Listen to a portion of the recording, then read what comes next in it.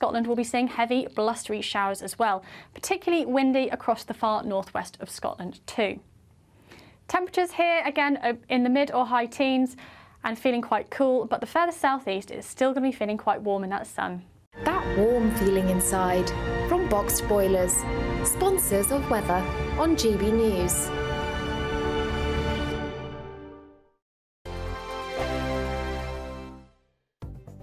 The latest GB News travel. Hello, good morning. I'm Andy Hilbert with the latest across the UK for Monday morning. In Nottinghamshire, the southbound M1, all lanes are now open after that vehicle needed its tyre changed earlier. Junction 27 for Hucknall and Underwood to junction 26 for Nottingham and Eastwood. The coastbound M20 in Kent, they've got that speed restriction due to Operation Brock. That's junction 8 for Leeds Castle and the Maidstone services to junction 9 at Ashford. The coastbound M20 as well, one lane is closed due to a broken down vehicle. Junction 1 for the M25 at the Swanley interchange to junction 2 for the A20. And also as well now at the moment, traffic's looking a little bit better on the M55 westbound in Lancashire following the earlier vehicle fire at junction 4 for Blackpool. Currently in London, St John's Wood, Wellington Road, the A41, that's now open. Traffic's moving a lot better following that accident between Marlborough Place and Circus Road. That was causing some issues there, of course, but everything now seems to be moving okay. You're up to date. You can stay up to date throughout the day by visiting our website, gbnews.com. Sir Jacob Rees-Mogg's State of the Nation, Monday to Thursday from 8 p.m. Well, I'm joined now by royal biographer and former royal photographer, Ian Lloyd. Ian, hello, Jacob. Thank you good evening. Thank you for joining me. This is going to be great, isn't it? The opportunity to go around and see where the King comes onto the balcony from. Really interesting insight to how Buckingham Palace works. It's exciting. I went yesterday, there was a press preview, and the thing that struck me first of all is that if you're the King and or the late Queen and you're on the balcony, you can't see the Mall. I mean, we all see people coming down from the top, thousands of people crowding in towards Buckingham Palace. They can't see it because of this great monument to Queen Victoria called the Queen Victoria Memorial, or they call it the wedding cake, but it blocks the view. So apparently the King has a TV in there. And the late Queen did as well. So what they do is they when they're waiting to come on, they're watching the TV to see how the crowd's getting nearer the palace. And the other thing that struck me is when we were on it looking down, is you can actually see individual faces in the crowd out there because we looked out, So they do get a good view of what's happening directly underneath the palace, So they can see individuals. So if there's a friendly face in the crowd, they can see that person and possibly even wave. But they can't see that enormous mass of people you get at the big events that goes back towards Admiralty Arch. The other thing I learned is there's a great historical link because the person that put the east wing on the palace, because it was originally 3 sides, and Queen Victoria had, of course, 9 children, so they had to build a 4th side for all the nurseries and things. Edward Blord was the architect, but the master builder was Thomas Cubitt. GB News, the People's Channel.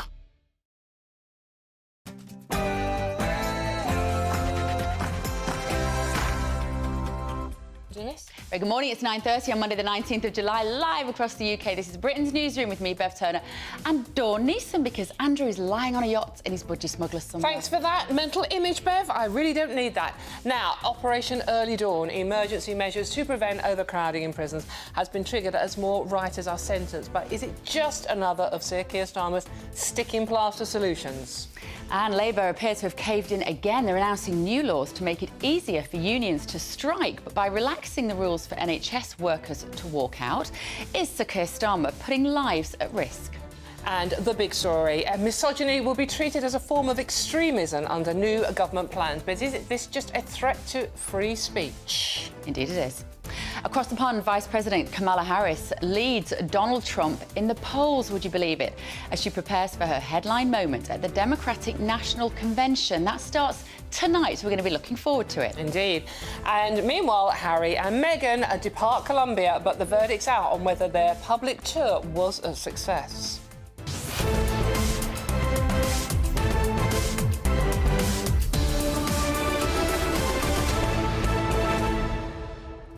And that breaking news that only occurred about 5 minutes ago. This is about, it sounds like a tourist ship just off the coast of Sicily. There are numerous people still missing, numerous lives Brits, lost, and a lot of them are Brits. 7 people missing, including children, we believe. So we'll be bringing you up to date on that story.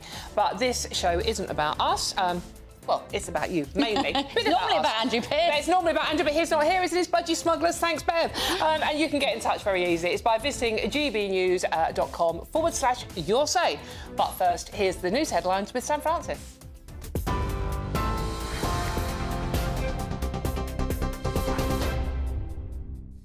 Bev, Dawn, thank you very much indeed, and good morning to you. Just after 9:30, we will start with a recap of that breaking news just being mentioned there, coming to us this morning from Sicily, where we know that a large sailboat with an estimated 22 people on board has sunk off the coast of Palermo in Sicily, leaving 7 people at this stage missing.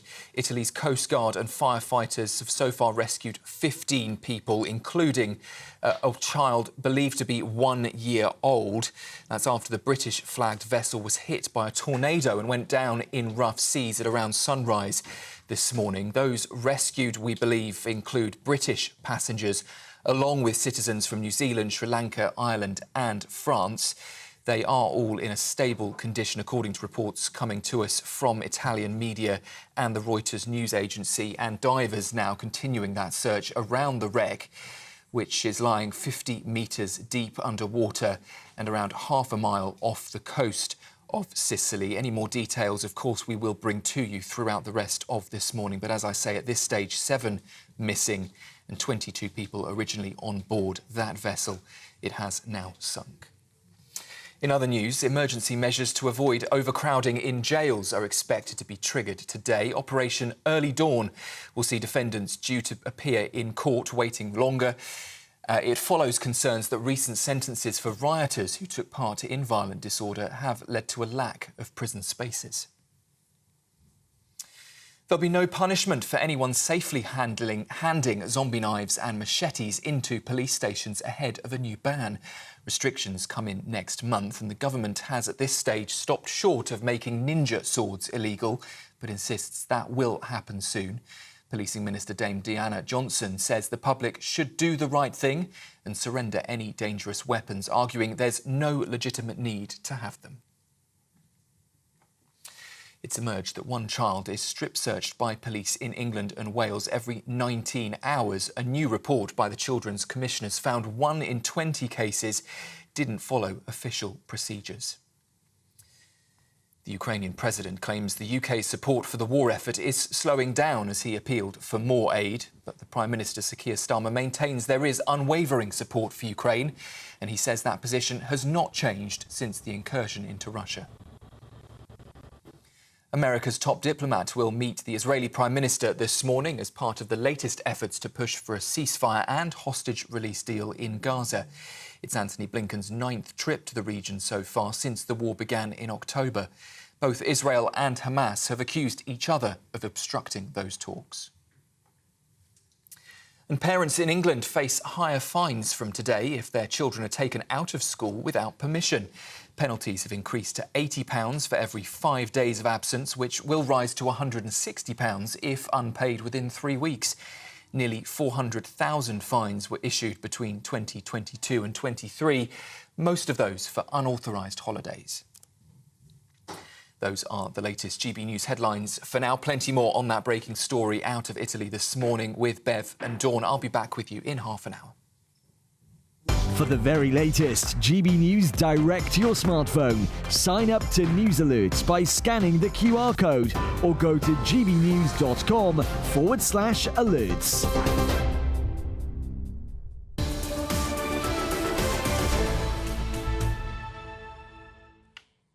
Hello and welcome. This is Britain's Newsroom, live across the United Kingdom on GB News with Bev Turner, that's her, and me, Dawn Neeson, Team Girl this morning. Now, extreme misogyny is appropriate. It's going to be treated as terrorism for the first time when the government plans to combat the radicalisation of young men online. We're going to be talking about that this morning. There's a lot to get stuck into, but we want to start with this breaking news. Yes. Don't we? 7 people are missing after a yacht carrying mostly British people was caught in a tornado and sank off the coast of Palermo. Italy's Coast Guard and firefighters rescued 15 survivors, including a 1-year-old child, after the British vessel went down. We've got Mark White with us here to tell us a little more. Mark, what do we know? Well, there were 22 people on board this yacht altogether. 15, thankfully, were rescued.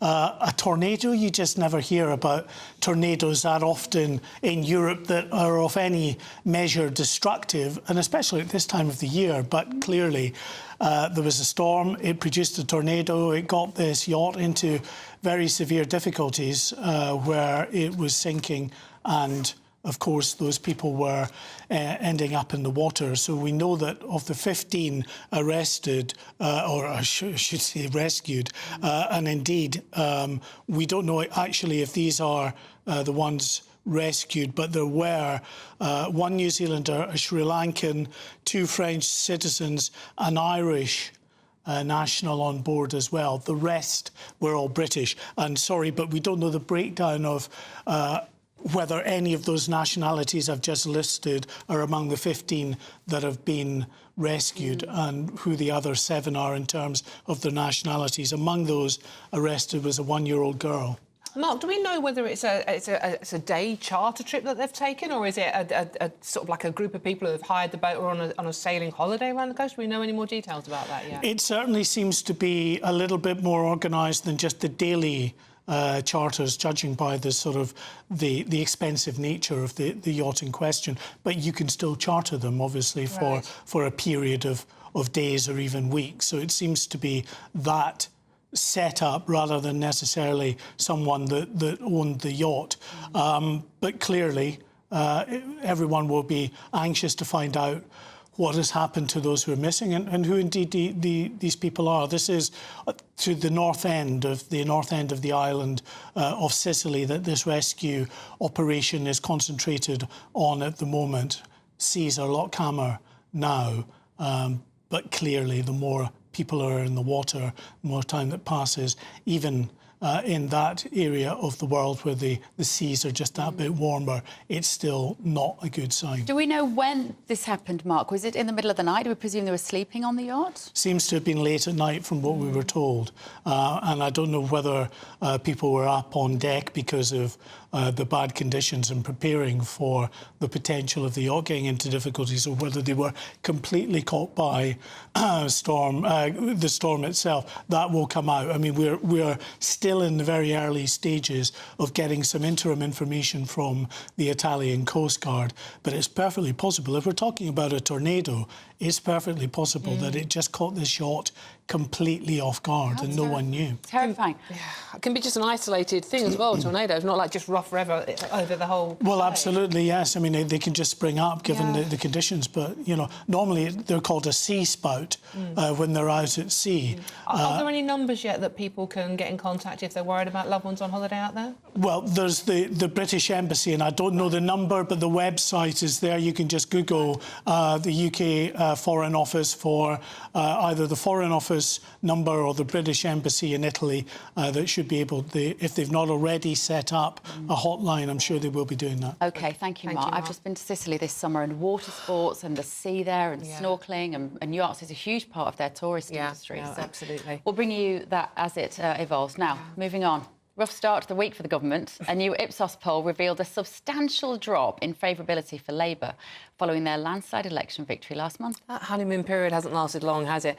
52% think that Britain is moving in the wrong direction under Labour, with only 22% in favour of the government's approach. So Sir Keir Starmer remains the most popular politician with a 38% favourability rating. With Angela Rayner at a close second at 33%. Rachel Reeves comes in third at 27%. I feel like we're doing a Top of the Pops countdown. We should have some music to go with it. Right, to explain what's going on exactly here is a GBNews political correspondent, Olivia Utley. Olivia, that honeymoon period, well and truly over by the sounds of it. Well, it really is, and I think those figures there don't tell the full story, because, yes, Keir Starmer has a 38% popularity rating in that 38% of people think that he's doing a good job. 38% of people precisely also think that he's doing a bad job. So his net favourability rating, as it's known, is 0. That's pretty unimpressive for a Prime Minister who came to power on such an enormous victory just over a month ago. To put it in perspective, it's a little bit better than the popularity rating for Boris Johnson 2 months after his 2019 election victory, but it's less popular than Boris Johnson was at the beginning of the COVID pandemic, and it's much, much less popular than Tony Blair was at the beginning of his 1997 term in office. Keir Starmer always had a bit of a problem with personal popularity ratings, even when Labour was polling very, very high over the election campaign. And don't forget that actually in the election, although they did win that big majority, the share of the vote for Labour wasn't that big. And Keir Starmer always struggled to get his personal popularity ratings up. For a long time, they were hovering around the same level as Rishi Sunak's, which is saying something given how unpopular that Conservative did Jeremy Corbyn rate higher than Keir Starmer as well? Jeremy Corbyn did at one point rate higher than Keir Starmer, and Jeremy Corbyn's performance in the 2017 general election actually saw Labour winning a bigger share of the vote than Keir Starmer won in the last election. But because of the way first past the post works, that doesn't matter too much. I mean, Keir Starmer's currently making Jeremy Corbyn look like Donald Trump, frankly, in terms of politics, from what I can see. And a big part of that, Olivia, is free speech. And we're getting this picture now of Labour basically hunting out ideologies to clamp down on. And I'm talking specifically this morning about this idea that misogyny could become a terrorist offence. What's been happening? Well, we always thought that, you know, because Labour have massively painted themselves into a corner economically, they've said that they're not going to be raising any taxes on working people, so VAT, national insurance or income tax. That means that they can't really change the Conservatives' plans for public spending. So what are they going to do? What can they do to show that there is a difference between the government that went before and this one? Well, one thing that they seem to have decided on is social issues, sort of culture war issues, if you like. So, for example, turning inside our heads. Yes, that's the worrying bit. Yep. So, turning misogyny into a potential terrorist offence. This is something which we've seen a lot of from Keir Starmer since he became Prime Minister. A lot of people have suggested that he is acting more like the prosecutor that he once was, the director of the CPS, than the politician that he is now. And you've seen something relatively similar in terms of his approach to the riots. On the whole, his approach to the riots has been going down pretty well with the public, but it has very much been a question of, you know, round up as many of these people as possible, arrest them and get them in prison. That may be the right approach, but it isn't so much for politicians' approach. He doesn't really want to talk about potentially the issues behind those riots. In fact, whenever any discussion of that comes up, he tends to try and shut it down. Yeah. He's on much more comfortable ground when he's making laws and trying to enforce them. OK, super. Good to see you, Olivia. Thank you. Right, up next, Meghan and Harry have finished their sort of royal tour of Colombia. They would certainly see it like that, wouldn't they? Apparently, even the locals were confused as to why they were there. Well, with good reason. We all are. This is Britain's Newsroom on GB News. Don't go too far. We'll see you soon.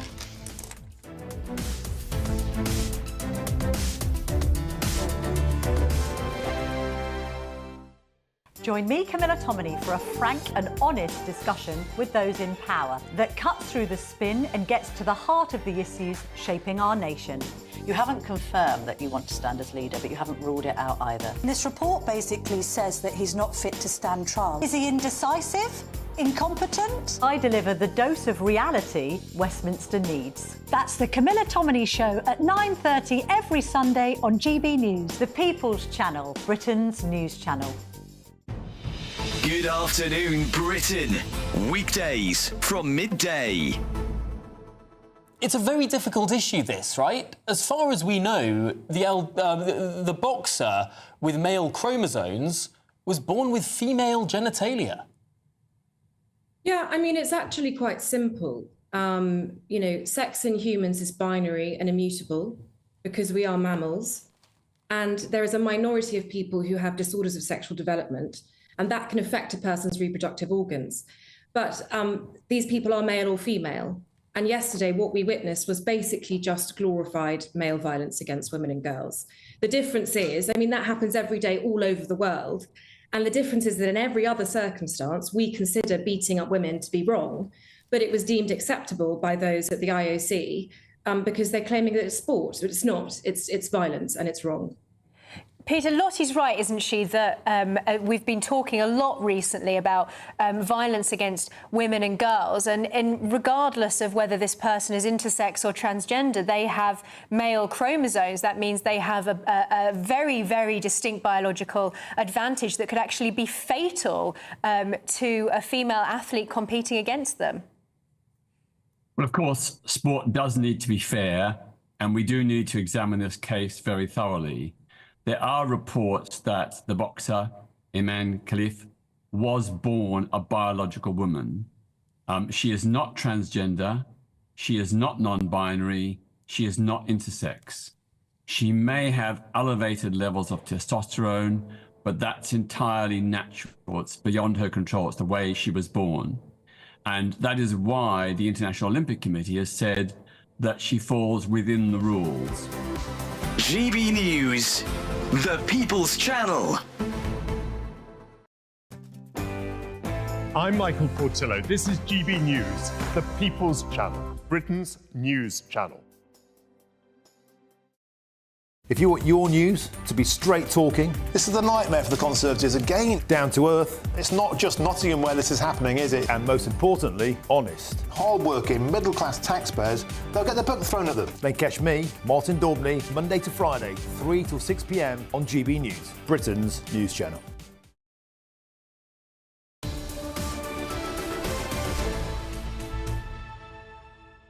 Welcome back. 9:47, Britain's Newsroom with me, Bev and Dawn this morning. Right, OK, let's recap that breaking news for you now. 7 people are missing after a yacht carrying mostly British people was caught in a tornado and sank off the coast of Palermo. Italy's Coast Guard and firefighters rescued 15 survivors, including a 1-year-old child. But after the British flag vessel was hit by a tornado and went down in rough seas at sunrise, so people would have been asleep. We're bringing you all the latest on this story as and when it develops.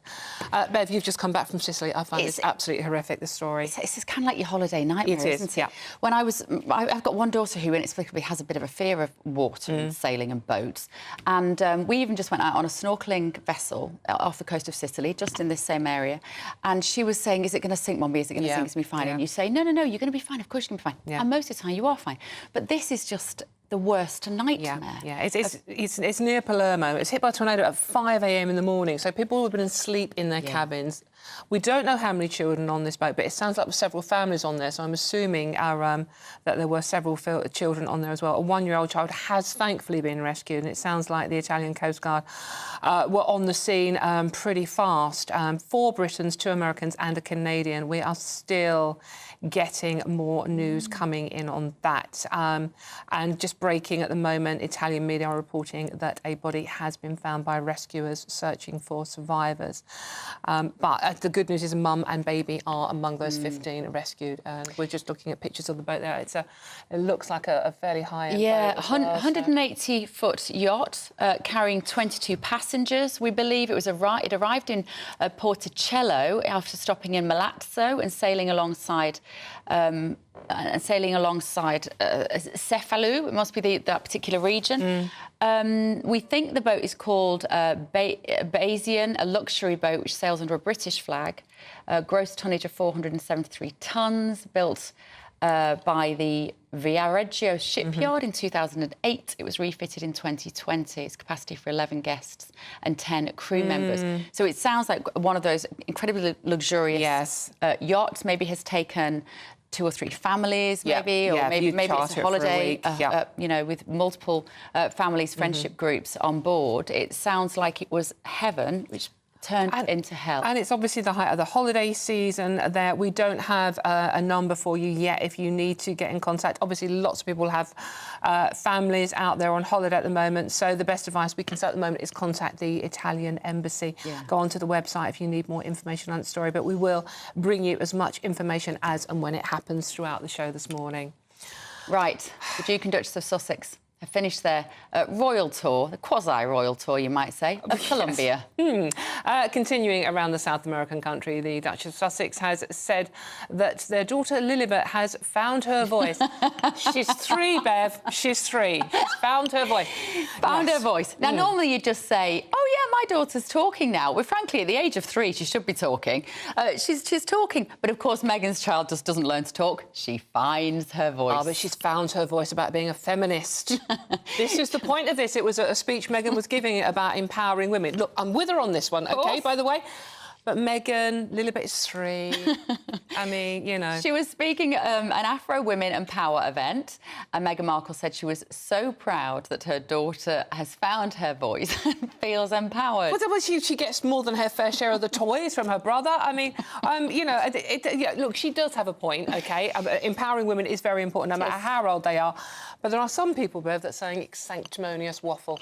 Well, it's a bit silly, isn't it? It's like she has to wrap every life event in some sort of... She's basically very much on Labour's boat with this, isn't she, about the idea you find some ideology and you just hook yourself to it. You either raise it or you silence it. Raise it or silence it.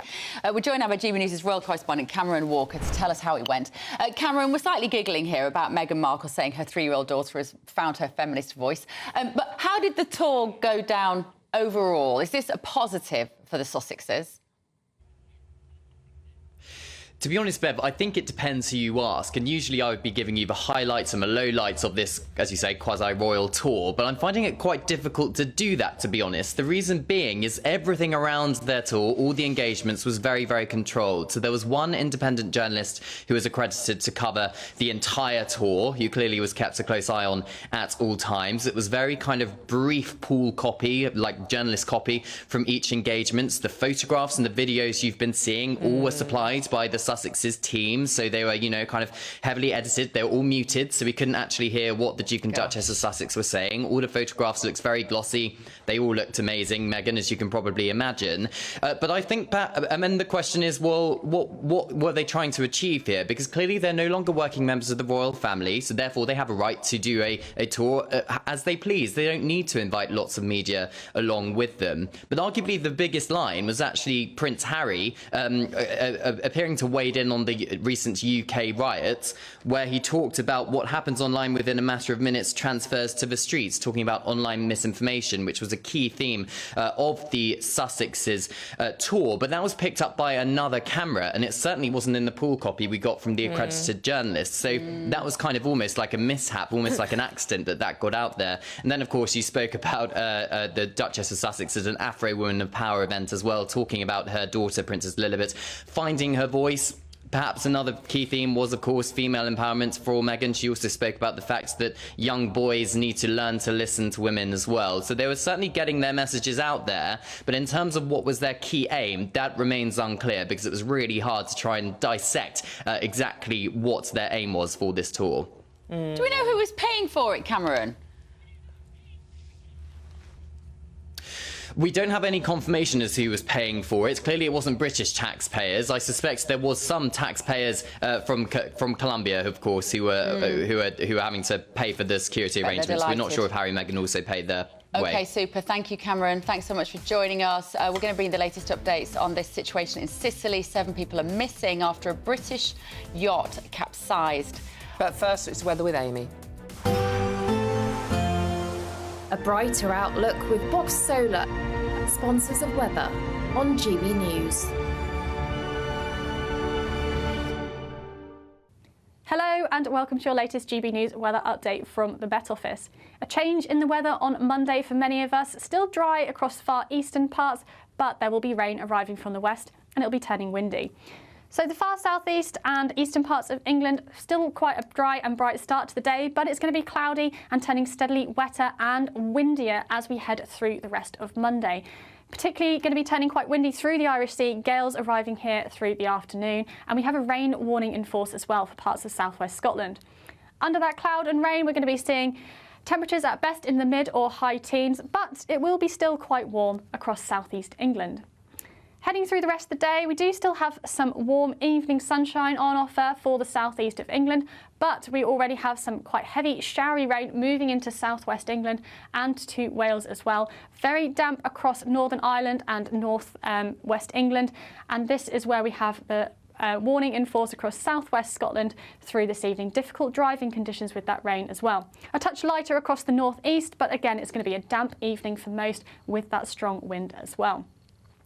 Through the rest of Monday evening, that rain's going to continue to sink south and eastwards as we head through the evening, and it will turn a little bit clearer from the west, but still with some blustery showers moving in as well.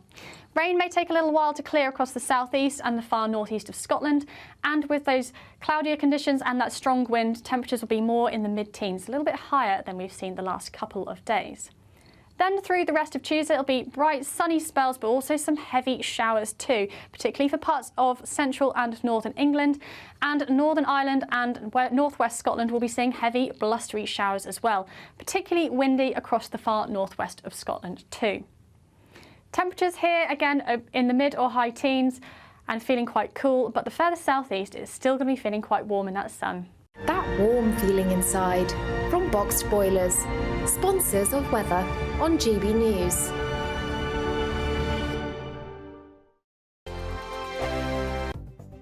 The latest GB News travel. Hello, I'm Andy Hilbert with the latest on the roads across the UK for Monday morning. The coastbound M20 in Kent, Operation Brock in place. There is speed restriction from Junction 8 for Leeds Castle and the Maidstone services to Junction 9 at Ashford. The coastbound M20 as well, one lane closed due to a broken down vehicle. Junction 1 for the M25 at the Swan, the interchange to the A20 London Road, and also to the M20 London bound in Kent. We've got it slow due to an earlier vehicle fire. That's going to affect you from Junction 8 for Leeds Castle and the Maidstone services to Junction 7. Currently in Pembrokeshire, in the Bridle area, the A478, that's closed due to an accident at the minute from Bridle to Rosehill at the minute. That's going to affect you. And the anti-clockwise M25 not doing too badly in Hertfordshire, although clockwise there was an earlier accident. That was at Junction 21A for the North Orbital Road, and that was affecting you there, of course, this morning. For now, though, across the UK from Monday morning, you're up to date. You can stay up to date throughout the day by visiting our website, gbnews.com. We could be calling you with the news that you've won our latest Great British giveaway, an incredible £30,000 in tax-free cash. Hi, I'm John from sunny North Yorkshire, and I've just won £20,000 in the GB News Great British giveaway. It didn't cost much to enter, but of course if you're not in, you can't win. And here I am, having won £20,000, and that's tax-free, so I'm rather pleased I did it. For another chance to win £30,000 in tax-free cash, text cash to 63232. Text costs £2 plus one standard network rate message. You can enter online at gbnews.com/win. Entries cost £2. Or post your name and number to GB07 PO Box 8690 Derby DE1 9TT. UK only. Entrance must be 18 or over. Lines close at 5 p.m. on the 30th of August. Please check the closing time if listening or watching on demand. Good luck.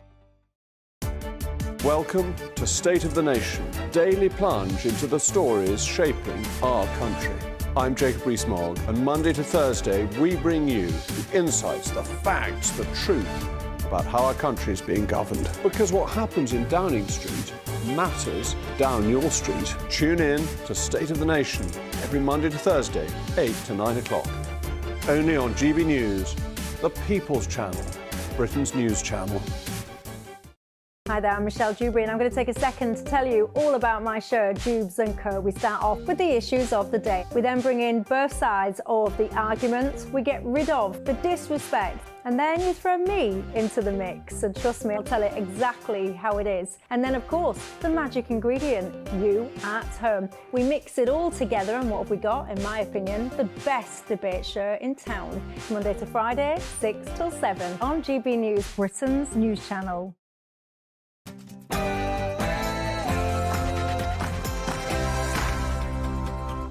Good morning, it's 10 o'clock on Monday, the 19th of July, live across the United Kingdom. This is Britain's Newsroom with the gorgeous Bed Turner and me, Dawn Neeson, in for Andrew Pearce. Slightly more gorgeous than Andrew Pearce. I didn't say that. Right, British ship sinks in Sicily. 7 people missing as the sailboat is hit by a tornado. 15 have been rescued so far. The Italian Coast Guard continues their search. breaking line, we're getting news that one body has been recovered from the scene of that yacht sinking. 19 of those on board were either British or dual British nationals. Operation Early Dawn, emergency measures to prevent overcrowding in prisons, has been triggered as more rioters are sentenced. But is this just another of Sir Keir Starmer's sticking plaster solutions? And across the pond, Vice President Kamala Harris leads Donald Trump in the latest polls. Apparently, she prepares for her headline moment at the Democratic National Convention. That starts tonight. It's going to be interesting stuff. Meanwhile, Prince Harry and Meghan Markle depart Colombia, but the verdict's out on whether their public tour was a success.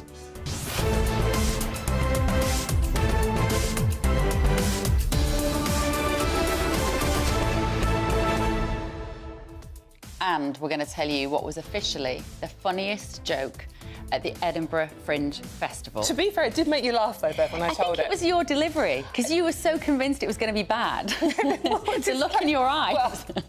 We'll wait to hear what you think of it. And it's very easy to join the conversation this morning. We need to talk to you. We love talking to you. This is what it's all about. You just go to gbnews.com/your say and join the chit-chat with Bev and I. Very easy. But first, let's get those news headlines with Sam Francis.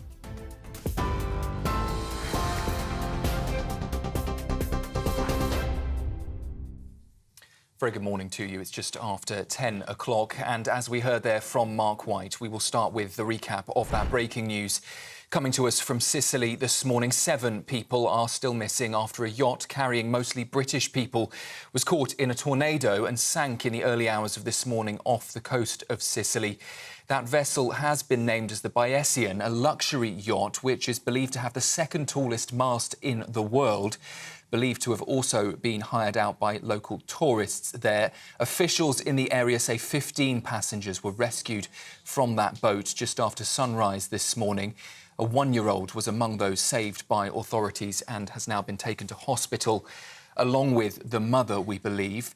Italian media are also reporting in just the last few minutes that a body has been found, one body by rescuers so far this stage, and divers are now continuing the search around the wreck, which lies 50 metres deep below the water and half a mile off the coast of Sicily. And plenty more on that as details continue to come into us from the scene with our Home and Security editor, Mark White, throughout the rest of this morning. Well, in other news, there will be no punishment for anyone safely handing zombie knives and machetes into police stations ahead of a new ban. Restrictions come in next month. The government stopped short, though, of making ninja swords illegal, but insists that will happen soon. Policing Minister Dame Deanna Johnson says the public should do the right thing and surrender any dangerous weapon, arguing there's no legitimate need to have them. Prisons Minister Lord Timpson claims he's inherited a justice system in crisis as plans to address overcrowding in jails are activated today in northern England. Operation Early Dawn will see defendants who are remanded in custody waiting for a court appearance held in police cells for longer. It's separate, though, to the early release scheme for some offenders, which kicks in next month as well. More than half of people think Britain is heading in the wrong direction as an opinion poll suggests a drop in support for the new Labour government. An equal percentage of adults have a favourable or unfavourable view of Sir Keir Starmer, with 38% of those surveyed falling on both sides. Rishi Sunak and the Conservatives, meanwhile, their rating hasn't changed since the election. America's top diplomat, Antony Blinken, is currently speaking with Israel's Prime Minister as negotiations for a ceasefire in Gaza continue. It comes days after mediators from the US, Egypt and from Qatar presented a modified proposal aiming at bridging long-standing gaps between the two sides. Hamas has claimed, though, that recent talks have been impeded by the President, Benjamin Netanyahu, setting out new demands. Here, the Prime Minister insists support for Ukraine is unwavering after Volodymyr Zelensky suggested that UK backing for aid is slowing down. It comes after Ukrainian forces destroyed a second bridge in the Kursk region as forces continue their incursion into Russian territory. It's thought that that move is aimed at creating a buffer zone between the two countries. During an overnight address, the Ukrainian president praised his troops and also called for the removal of restrictions on donated weapons that Ukraine is using against Russia. The Democratic National Convention kicks off in Chicago later today, where Kamala Harris will be officially announced as the party's nominee for the US presidential election. Comes after last month Donald Trump was confirmed as the Republicans' pick, and that was just a few days after he survived an assassination attempt. Americans are set to head to the polls in November, and our US correspondent Steve Edgington is in Washington, D.C. for us, and he says the DNC will be a critical test for the party. This is unprecedented. There has been Democratic primaries or votes for their candidacy for the last, few decades. And this time around, Kamala Harris has not won any Democratic primaries. She's been installed as the candidate by essentially President Biden and Barack Obama. So this is a real key test for the Democrats. She's almost certainly going to get the candidacy. And she's also chosen her vice president nominee, Tim Walz. Turning back to news here in the UK, a line to us from Dartford this morning that a 20-year-old man has been charged with murder and of a sexual offence on a dead body. Police say they found a woman who'd been stabbed at her home in Kent early on Saturday morning. Anestas Juska is due in court today. Well, the remnants of Hurricane Ernesto are set to batter parts of the UK this week, bringing winds of up to 60 miles an hour. A yellow weather warning for rain has been issued for Scotland. It covers the southwest of the country from this afternoon and northwest for most of Wednesday and Thursday. And finally, a joke for you from the Edinburgh Fringe Festival. It's the best joke, apparently. Here it is. I was going to sail around the world in the world's smallest ship, but I bottled it. That gag belongs to comedian Mark Simmons, who says he's really pleased to get the award a decade on from his first appearance at the festival. 15 one-liners made the shortlist. Those are the latest GB News headlines. For now, I'm Sam Francis, back with you in half an hour. For the very latest GB News direct to your smartphone, sign up to News Alerts by scanning the QR code or go to gbnews.com/alerts.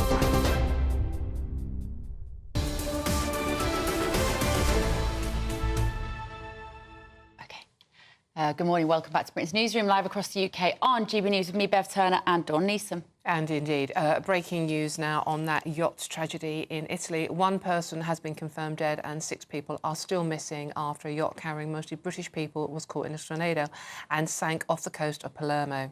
Well, joining us now is our Home and Security Editor, Mark White, to tell us more about it. Mark, we're sort of still getting information about this yacht, but registered to the UK, am I right? What more do we know? Yeah, a British-flagged vessel called Sicilian. It's described in Super Yacht Times as one of the largest super yachts in the world. It's 160 feet long, so a significant-sized vessel. Apparently, it was anchored in the port of Porticello, in the north end of Sicily. It had left the port. There was a storm that struck this vessel around about 5 a.m. local time this morning, and the yacht capsized. Obviously, those on board were thrown into the water. 15 of those people in the water were rescued, but another 7 were missing and being searched for. Of course, you just bring the news now that one of those 7 has been confirmed dead. Their body has been recovered from the sea. We don't know the name, age or sex or nationality at all. So that kind of information will come out in the fullness of time. But the vast majority of the people on this yacht, there were 22 people on this yacht. So that, again, that gives you an indication of the size of it. 19 of them, it seems, were either British or dual British nationals. One was Irish, 1 New Zealander, 1 Sri Lankan, 2 Anglo-French. The rest were British nationals. So, it's very possible that some or all of those who are missing may well be British. So a really intensive search operation that's still going on in that area. The Italian Coast Guard, as you can see there, this is the Italian Fire and Rescue Service actually posted this video. That shows the scene of the search. Basically, that yacht is now lying in 50 metres of water, so pretty deep down. They've called in specialist dive teams to go down. Indeed, it was a diver that recovered this body a short time ago. And the working theory is that the people who remain unaccounted for may well still be inside this yacht, and the hope has to be that there are pockets of air inside the yacht and that they could still be reached. But obviously time is of the essence here. Mark, it looks very lovely and calm in that footage we've just seen now, but we believe this happened about 4 or 5 in the morning. And if you look, CCTV footage online shows that there's a torrential rain and wind, and where the boat was anchored, it was anchored in the bay. There was a freak tornado happened. Yeah. So it's a very unusual weather development to have caused this as well, because it looks so calm now when you look at those pictures. But imagine 4 or 5 in the morning when you're asleep, especially if you've got little ones with you. Yeah, I mean, Italy has gone through, like so many places in Europe, a real heat wave in recent weeks. But just in recent days, there have been some fairly significant storms in parts of Italy and over Sicily as well. And it was a storm, we understand, that struck when this yacht was about a mile offshore and capsized the yacht. So, as I say, what we've got now is this very intensive rescue operation. They obviously know where the yacht is. It's all about getting those specialist divers down to the yacht and being able to explore it. It's not uncommon for vessels to sink and therefore for there to be pockets of air that people can survive in if they can get to those areas, especially with a bigger vessel like this yacht. It's certainly possible. Well, we're looking at some of the details here. Apparently to charter this yacht, it costs £166,000 a week. A 1-year-old baby was saved by divers, which is extraordinary. Yeah. It would suggest that maybe there was some sort of warning. It doesn't sound like there would have been warning to get any of the passengers onto any safety vessels, though, if it's a tornado at 5 o'clock in the morning. Yeah, I mean, it's possible. We don't know the details of the rescue. It's possible some maybe managed to get to a lifeboat from the yacht. It just depends how sudden it was. But if these reports of a tornado are borne out, then, of course, a tornado can be just very sudden. You just don't know. No. You know that you're encountering bad weather, but the next second a tornado is bearing down on you, as Bev says, you know, the chances of actually being alerted and able to get into a rescue or lifeboat could be very small indeed. One eyewitness was saying the boat was all lit up and then suddenly it just disappeared. Yeah. So that would have happened very quickly. Mark White, thank you very much for bringing us up to date. And we will bring you the latest updates on that story throughout the programme. That's right. Now, emergency measures to ease prison overcrowding have been activated by the Ministry of Justice after hundreds of rioters were charged in their role in the recent unrest. This means defendants waiting across the north of England for a court appearance will be kept in police cells until prison space is available. So let's go now to former Police Superintendent Leroy Logan to see what you make of this. Leroy, good morning. Thank you very much for joining us. We've seen this extraordinary clampdown in the last couple of weeks on people saying things on social media, some of it inciting violence, some of it perhaps a little nebulous and might wriggle free of that definition, I might argue, particularly expressing opinions in anger and then deleting them quite quickly. What will the implications be if those sorts of people are being locked up and yet others who might have committed more serious, let's say, physical crimes rather than verbal crimes are released? Well, I like to think these offences are being judged on merits and there will be swift justice for the violence and thuggery, and I call it urban terrorism. They were terrorising communities the length and breadth of the country, and they were all working in concert, especially through social media. So this was a really planned sequence of events. And whether you attended there in curiosity, got caught up in a moment, and then you became a criminal, so be it. Have no sympathy. I mean, sort of like the government are saying that early release, which is Operation Early Dawn, which means people will be kept in jail cells before sent to prison, may delay court trials, but also triggering the early release of prisoners.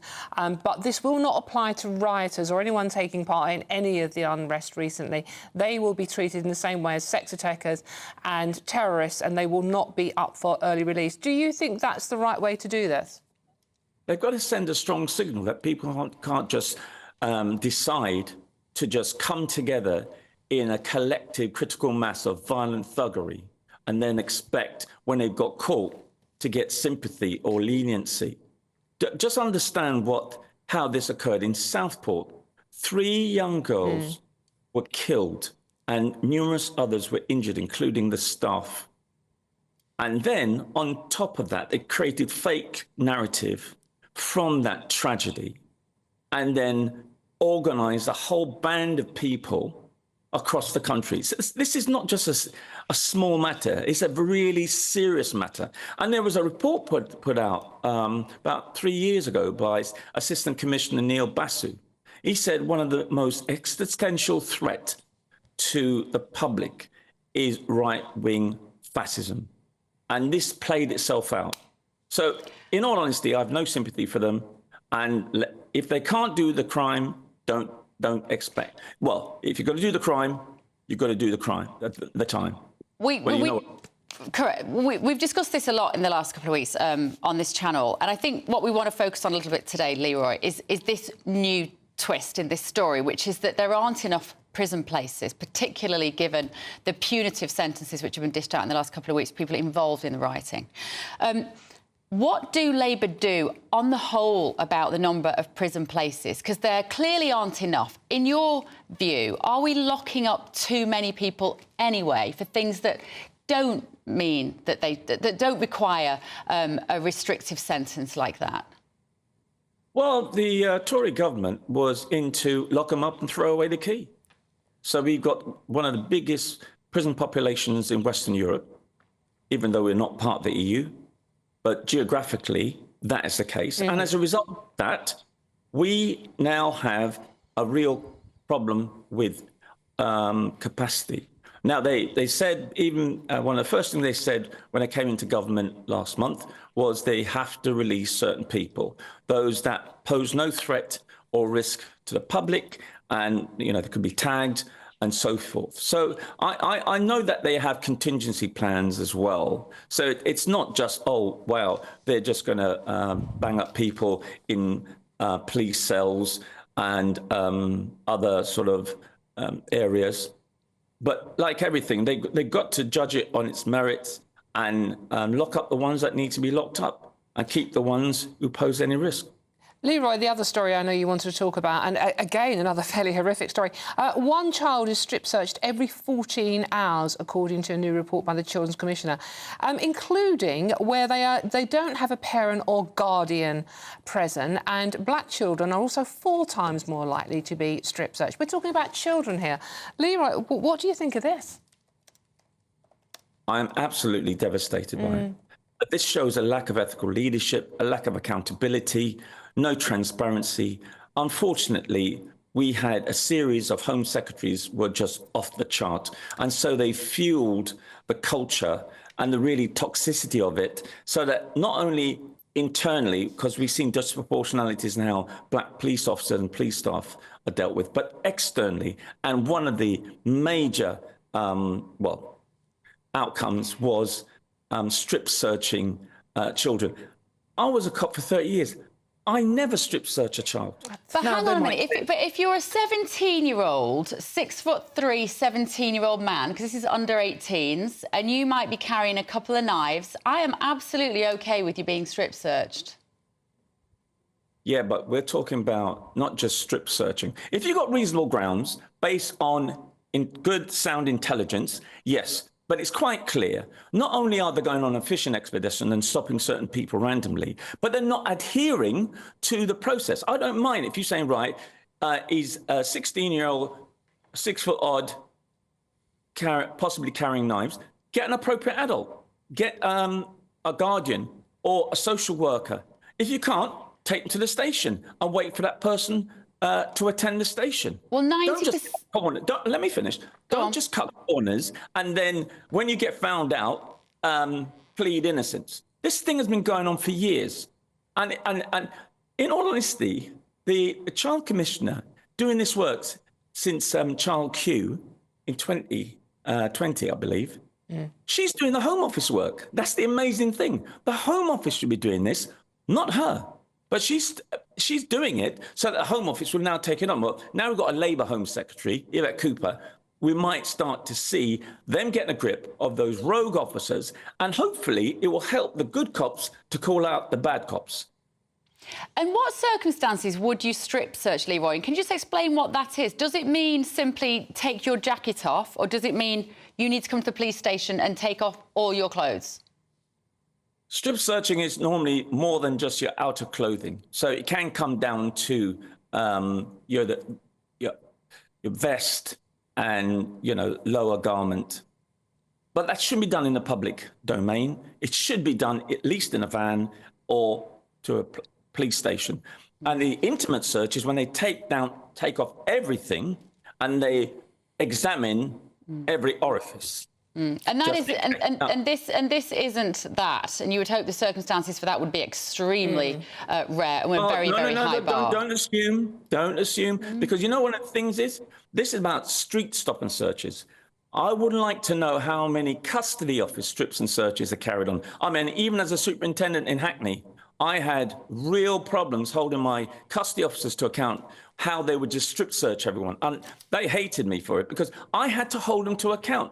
And that leads on to the other issue. What are the supervisors doing to hold these rogue officers to account?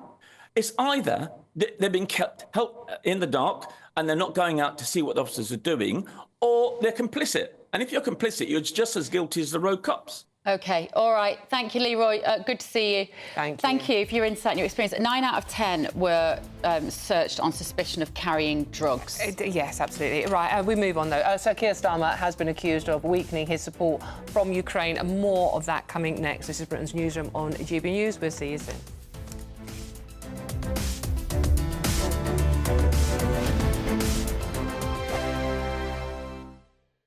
This is GB News, Britain's news channel. Alex, can you tell us about Tom Cruise's diet? Tom Cruise's diet, I mean, so there was the story today in the Daily Mail talking about the fact that obviously, the guy has a very, very strict diet. He pretty much has no alcohol in his diet, has very strict times he eats. He only eats meat and fish. Isn't happy. And actually, can I just say, I think this is very depressing. Life is short. I don't know why people have, and lots of my friends who go to the gym, they're absolutely obsessed with only having chicken and rice and barely any sauce on it. It's just, what's the point, You make a good point. Life is short. What do they... And so is Tom Cruise. YOLO, you only live once. Yeah, YOLO. But then you can live your life as you want to live it. So if you want to live it the healthiest person ever in the whole world, then, that's your one life. But you raised a great point in the meeting today, which is 64 old anymore? It's not, sort of 62. It's not old, is it? No. 62 is the new 40. Yeah. There the thing is, though, Tom Cruise is a multi-millionaire.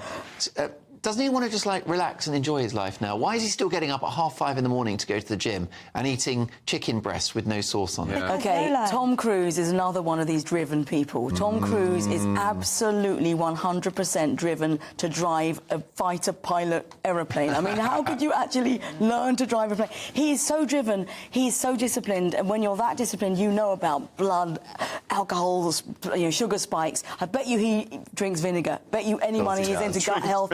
I'm telling you, gut health is in. Everyone's talking about gut health. But what's the point when you're 62? No, I'm hoping when I'm 62 that I'll just chill out. He doesn't. No way. He doesn't need the money either. He can just chill. No, he doesn't want to chill. He so doesn't want to chill. I tell you what, in Hollywood, because my husband's a film producer, in Hollywood, when they retire, they're either 90 or they're dead. Yeah.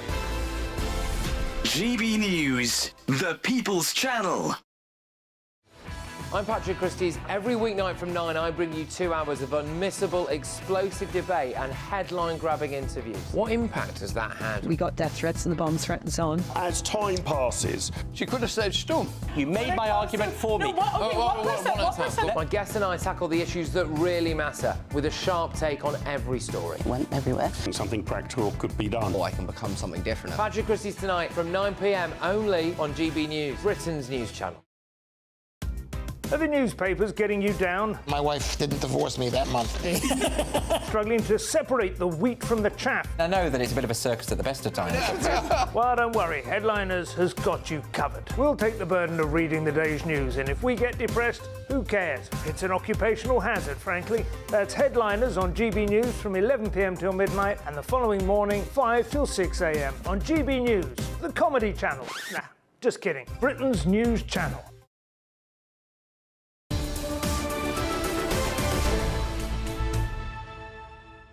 Hello and welcome back. Now, breaking news that 1 person is dead and 6 people are missing after a yacht carrying mostly British people was caught in a tornado and sunk off the coast of Palermo in Italy. Joining us now is meteorologist Jim Dale, who also served in the Royal Navy as forecaster to warn the captain of weather-related issues. Good morning, Jim. Right. Good morning, Beth. Good morning. Morning. Just explain to us, what is a tornado? We might all presume we know, but why do they happen, and do you get any warning? Yeah, good question. Actually, if it's at sea, it's not a tornado officially. Technically, it's a water spout. Same phenomena. Comes out the bottom of a cumulonimbus cloud. So those are the thunder-type clouds that we see often in summertime. So do you get warnings? Well, I'm not sure at when this actually incident occurred, whether it was dark or not. It was the early hours, so I'm assuming it was. So any observers looking at the weather at the time perhaps would have been taken a little bit by surprise, to say the least. The synoptic situation, by that I mean where the lows and the highs were, there was a big area of low pressure on them. There was activity already in place. And if you look a little bit further north into Austria, Vienna way, there was big deluges there as well, but big floods off the same low pressure area. So it was a danger zone. So I don't know what the situation was on this particular yacht, whether they had a meteorologist on board or anybody who was trained. But sometimes these things do occur, particularly this type of event. A water spout is quite unusual. So if it hit directly, then it would have been a little bit of a, let's just say, a catastrophic impact, and obviously has been. It sounds like, Jim, that the boat was moored in the bay to escape the bad weather which had been happening overnight, and we believe this happened about 4:35 a.m. in the morning. But as you say, these water spouts, if they hit, and they're quite localised, aren't they? If they hit where you happen to be moored, really it's going to be a pretty quick thing for that boat to go down. Yeah, these are catastrophic events. I've actually seen a tornado in real life, and they are extremely powerful, extremely scary. They move very quickly, so that it's a case of no escape. If they were moored, that's a good thing. At least they weren't at sea, because an investigation will obviously now take place to see what the situation was. But if people were on board at that time, likely to have been asleep, so not in the best situation to necessarily escape. But as I said to you, these things happen extremely quickly. It's one of those weather phenomena that we don't hope happens to yourself or to people around you, but occasionally, and especially at this time of year, in that kind of situation, they do occur. And unfortunately, this is one that has created already a casualty, and probably more to follow. What would a rescue operation look like under these circumstances, do you think, Jim? Very difficult. First of all, because it happened so quickly, it's almost over before any emergency services can arrive. So I don't know the circumstances in terms of whether were people in the water, but you've got to think it would have been an extremely disturbed situation in terms of the wreckage that would have been involved. The ship apparently overturned and capsized and went down, and therefore people asleep at the time probably. I hate to say this, but we've seen incidents in the past where ships and boats have gone down and there's been no chance of survival simply because of the speed of things. So the emergency services would have arrived, I'm sure, pretty quickly, but what they'd have been able to do it in that moment in time, I don't know, again, for the incident investigation to take place. Jim, from what we understand, there are 4 Coast Guard vessels, a Coast Guard helicopter and a fire brigade helicopter, and divers are still searching the wreck site. As you say, these incidents happen very quickly and people on that boat would have not had much chance to get off. But, I mean, this bad weather that this part of the Mediterranean has been experiencing recently, how common is it? Wow, that's a big question, Dawn.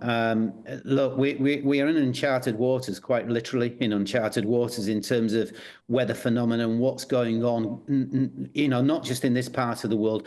Look, Sicily, particularly this part, Palermo and the northern side, they've been suffering drought rather than necessarily big rainfall, big events like this. But the heat that's been generated, that Mediterranean Sea that you're now looking at on the picture, a couple of 3 days ago, reached an all-time record high. That's energy for you. I need to make this absolutely clear. When we talk about climate change, we talk about the transference of that energy into the atmosphere. What then ensues is part of what we're all warning about, that these things, now, not every event is climate change, but this Mediterranean, particular part of the Mediterranean Sea, has warmed up to a record extent. So that, again, probably will be part of the equation in terms of feeding that particular cumulonimbus cloud and the water stroke tornado that then followed. Jim, just very quickly, we're running out of time, but you mentioned that, you know, sometimes these boats do have forecasters or meteorologists on them. I mean, is that a common thing then? No, it's not a common thing, to be honest with you. A yacht that size probably will not. They should be getting the advice. They should be taking weather advice, etc. But as I say, middle of the night, everybody's asleep. Sadly, it's one of those things that occur from time to time. Thank you, Jim. Thanks so much for joining us. You're These welcome. luxury yachts, of course, are looking at reports that had 10 crew and 12 passengers. Yes. Because, you know, they take a huge amount of staff to run these yachts. You've got, apparently, the captain has survived, as far as we know. We will bring you the updates on this throughout the show. Now, though, time for your very latest news headlines with Sam Francis.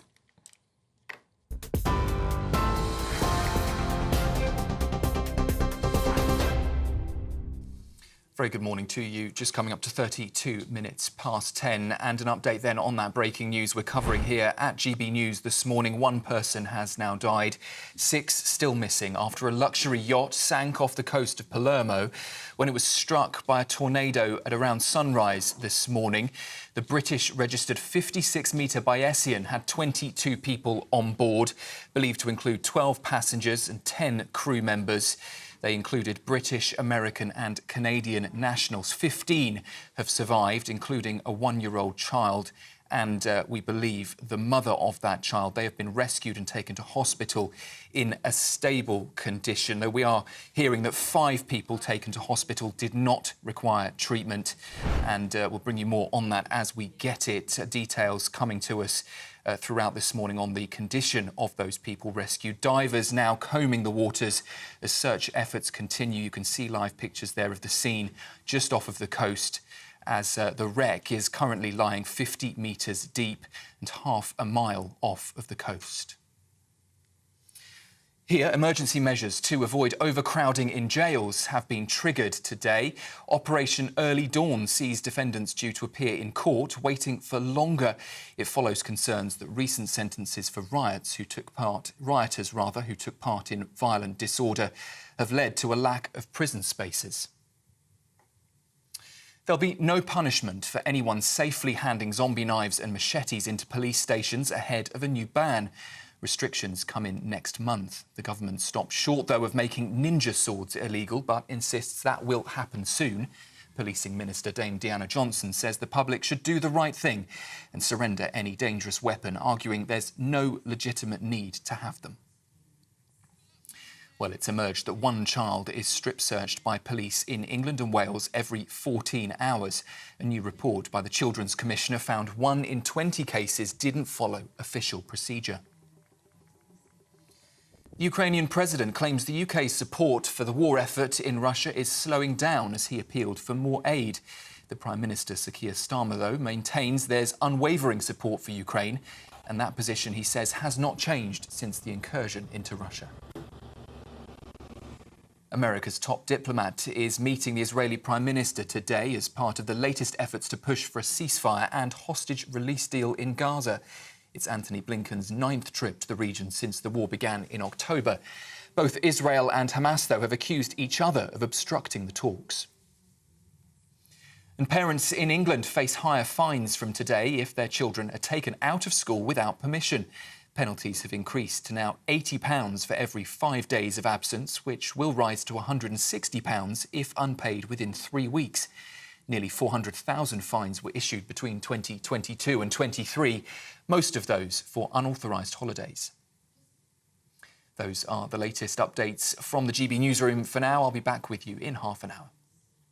For the very latest GB News direct to your smartphone, sign up to News Alerts by scanning the QR code or go to gbnews.com/alerts.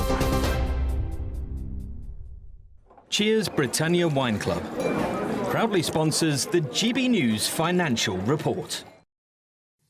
Well, let's take a quick look at the markets for you this morning. The pound will buy you $1.2964 and €1.1745 euros. The price of gold, £1,930 and 50 pence per ounce. And the FTSE 100 is at 8,296 points. Cheers Britannia Wine Club proudly sponsors the GB News Financial Report.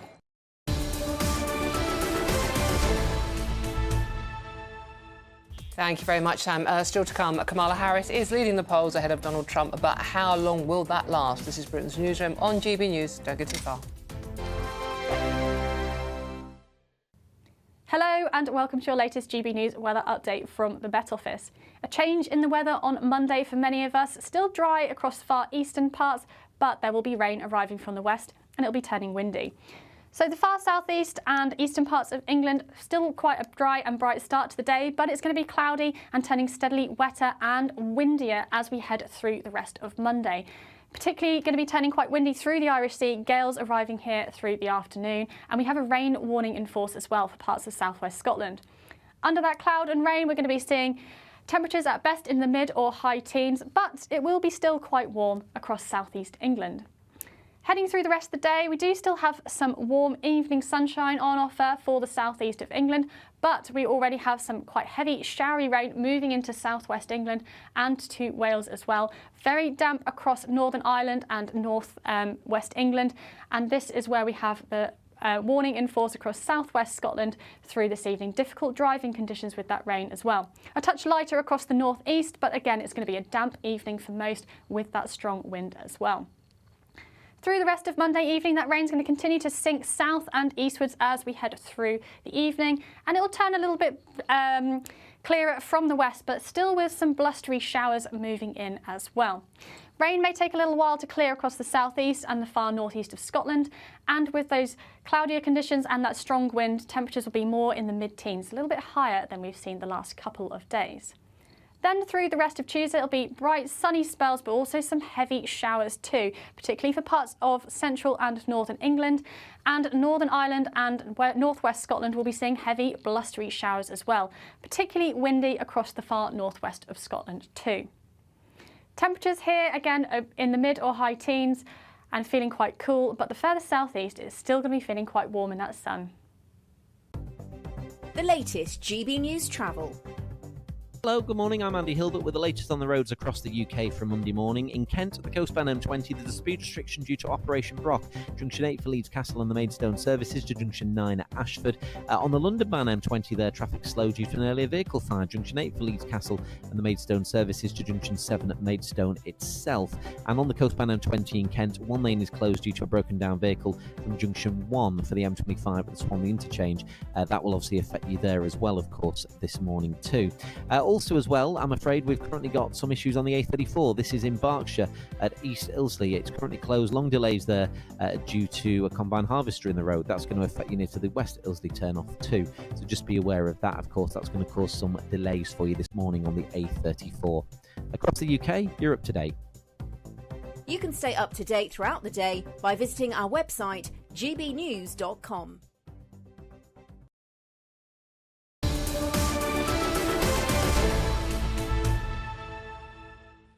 Hello, welcome back. It is 10:39. Oh, yeah, God, time's flying. This is Britain's Newsroom with Bev and with me, and for Andrew.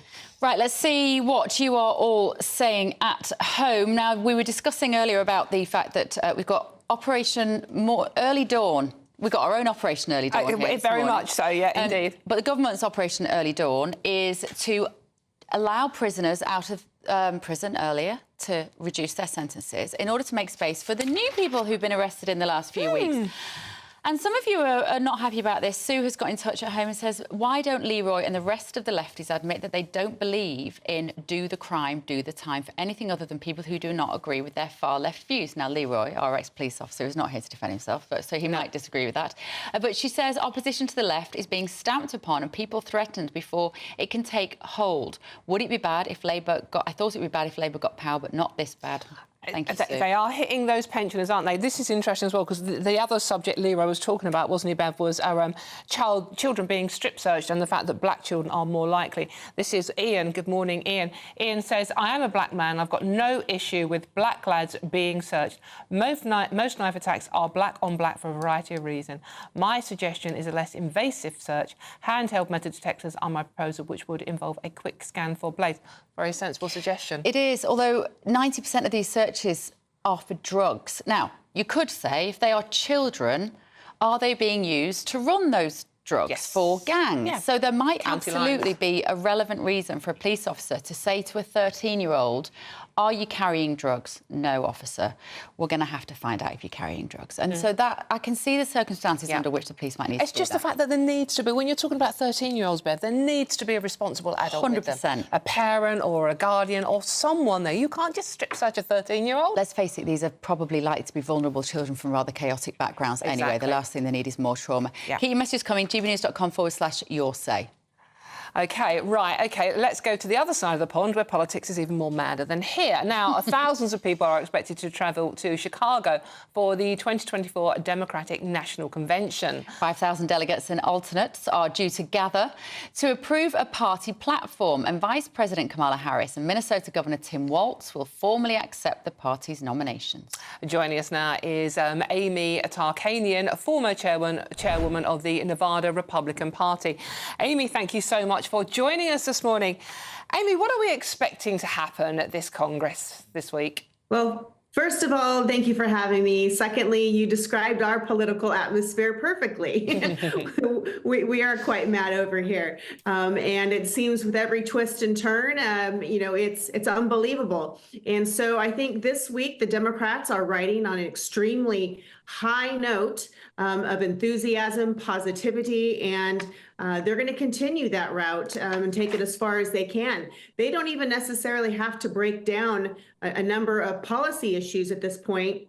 As long as Donald Trump continues to, attack the vice president on her ethnicity, on questioning if she's even valid to run for president, it's unfortunately, it's being overshadowed. So they're probably just going to touch on some bullet points. And with their platform, I know that they're going to be focused on reproductive rights, tax credits, the economy to some aspect. And then for the rest of the time, we're going to hear from the who's who of the Democratic Party. You're going to have speakers like former President Bill Clinton, former President Barack Obama, First Lady Michelle Obama, Secretary of State Hillary Clinton. And then on top of that, there's entertainers from Hollywood.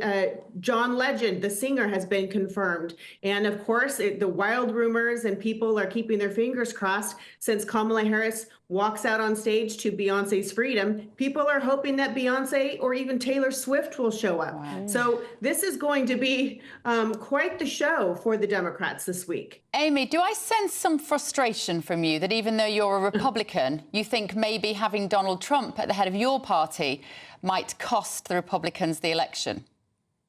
Yes, and I was extremely hopeful and pleased when the last 3 weeks of when President Biden was still considered the Democratic nominee. It seemed that President Trump had become quite the statesman. He was listening to strategists telling him just to remain quiet, let Biden fall apart on his own, and he was doing a good job at that. But then as soon as the top of the ticket changed on the Democratic side, he has quickly gone back to his old ways of verbally lashing out and not remaining focused on the tasks at hand. Do you think J.D. Vance would be the better prime candidate? Ooh, no, I was not happy with that choice either. And I think that that choice was made out of overconfidence. I think that at that point when he was polling, when Trump was polling at a much better pace when he was going up against Biden, he chose a mini version of himself. And we're seeing now, you know, a lot of comments that are coming to the forefront. And these aren't comments that were made, you know, decades ago. These were made quite recent, and it's not somebody who's evolved over time, but he's looking more like an opportunist. You know, you go from calling President Trump America's Hitler to all of a sudden one of the best presidents of your time. I mean, it doesn't make sense. OK, great to see you, Amy. Fascinating, as always. Amy Tarkanian there, former chairwoman of the Nevada Republican Party. It's going to be fascinating. I wonder if Kamala will actually say something. All I've heard her do is whoop, yes, this is marvellous, vote for us.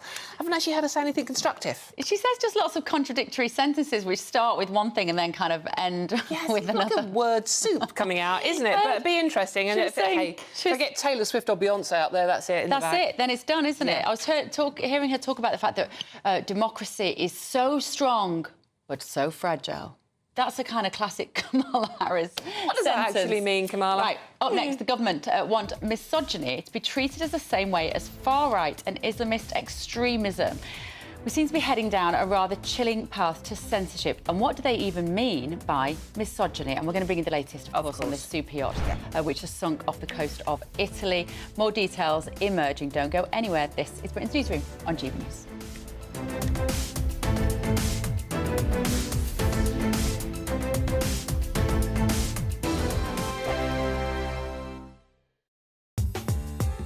I'm Christopher Hope. From pop stars to politicians, I'll interview anybody in a pub who's got a political opinion. Join me every Friday on Spotify, Apple Podcasts, YouTube or gbnews.com, or wherever you get your podcasts. This is GB News, the People's Channel. GB News Breakfast, every day from 6 a.m. Now, parents should be given a £5,000 tax break to encourage them to have more children.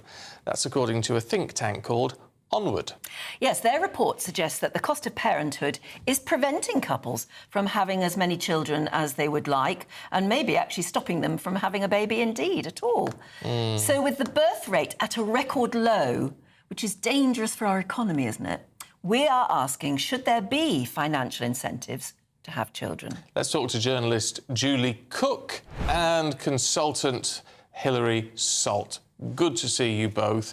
Julie, what do you think? I mean, should I be in effect, handing over my hard-earned money, in tax dollars at least, to couples so they can procreate?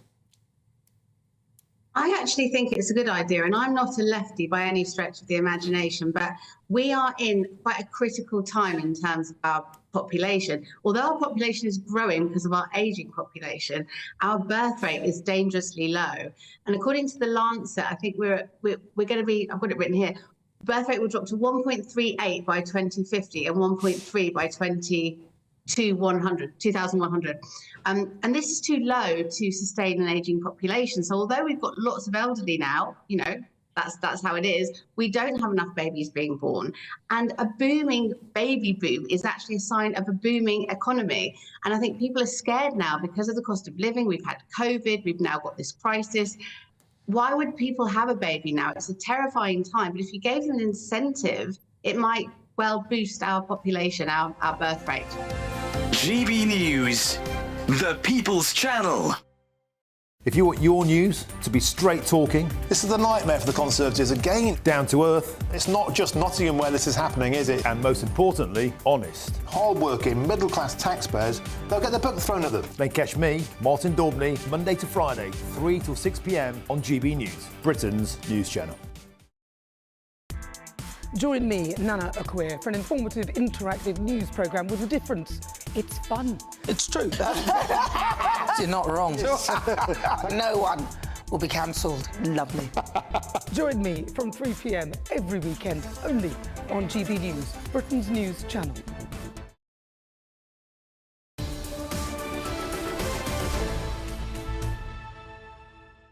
It's almost 10:50. This is Britain's Newsroom on GB News. Now, Home Secretary Yvette Cooper has ordered a review that will look at tackling violence against women and girls in the same way as far-right and Islamist extremism. But could a new law cracking down on misogyny threaten free speech? Well, to discuss this further is Deputy Director for the Free Speech Union, Ben Jones, who joins us now. Morning, Ben. Thank you for joining us. Morning. Right. Can you explain, if you can, what the government are proposing here? Because my understanding is that if a teacher, for instance, sees a boy in the class who might be heading down the route of, say, Islamic extremism, they would report that child to the Prevent programme. Is what we're looking at here teachers being encouraged to snoop on boys and to grasp them in for what might just be finding out who they are as a man and how they feel about girls and women? Yes, that's exactly right. We need to see the detail of what the government is proposing. But I think what the suggestions we've seen so far are likely to be incredibly censorious. I think they are going to start treating boys and young men as potential terrorists who are, in fact, completely innocent and engaged in perhaps distasteful but laddish banter of the sort that just goes on. And I think we can also see that there has been part of this process with the Prevent programme that was set up primarily to tackle Islamist extremism. Of course, this country has a gigantic problem with Islamist extremism, as we have seen frequently in these protests in London every Saturday now for nearly a year. And I think what's going to happen is that the Prevent programme is going to continue to have this phenomenon of mission creep, where it is capturing more and more innocent people in this dragnet. And to give one example, I mean, we have seen Christians who have been referred to the Prevent programme because they don't believe in gay marriage, which, of course, nowadays is a minority view. Most people do accept gay marriage, but nonetheless, it remains the right of people for religious or other reasons to say that marriage is between a man or a woman. Nonetheless, we've seen teachers like Dr. Bernard Randall, for instance, referred to Prevent for being extremists for holding that view. Ben, what worries me about this, I mean, you know, the Prevent programme has been proven not to be fit for purpose. I mean, that's several inquiries have proven that particular point. But what worried me was Yvette Cooper's turn of phrase at the weekend, where she says we are looking at hateful beliefs. So this is literally 1984 come to life, isn't it?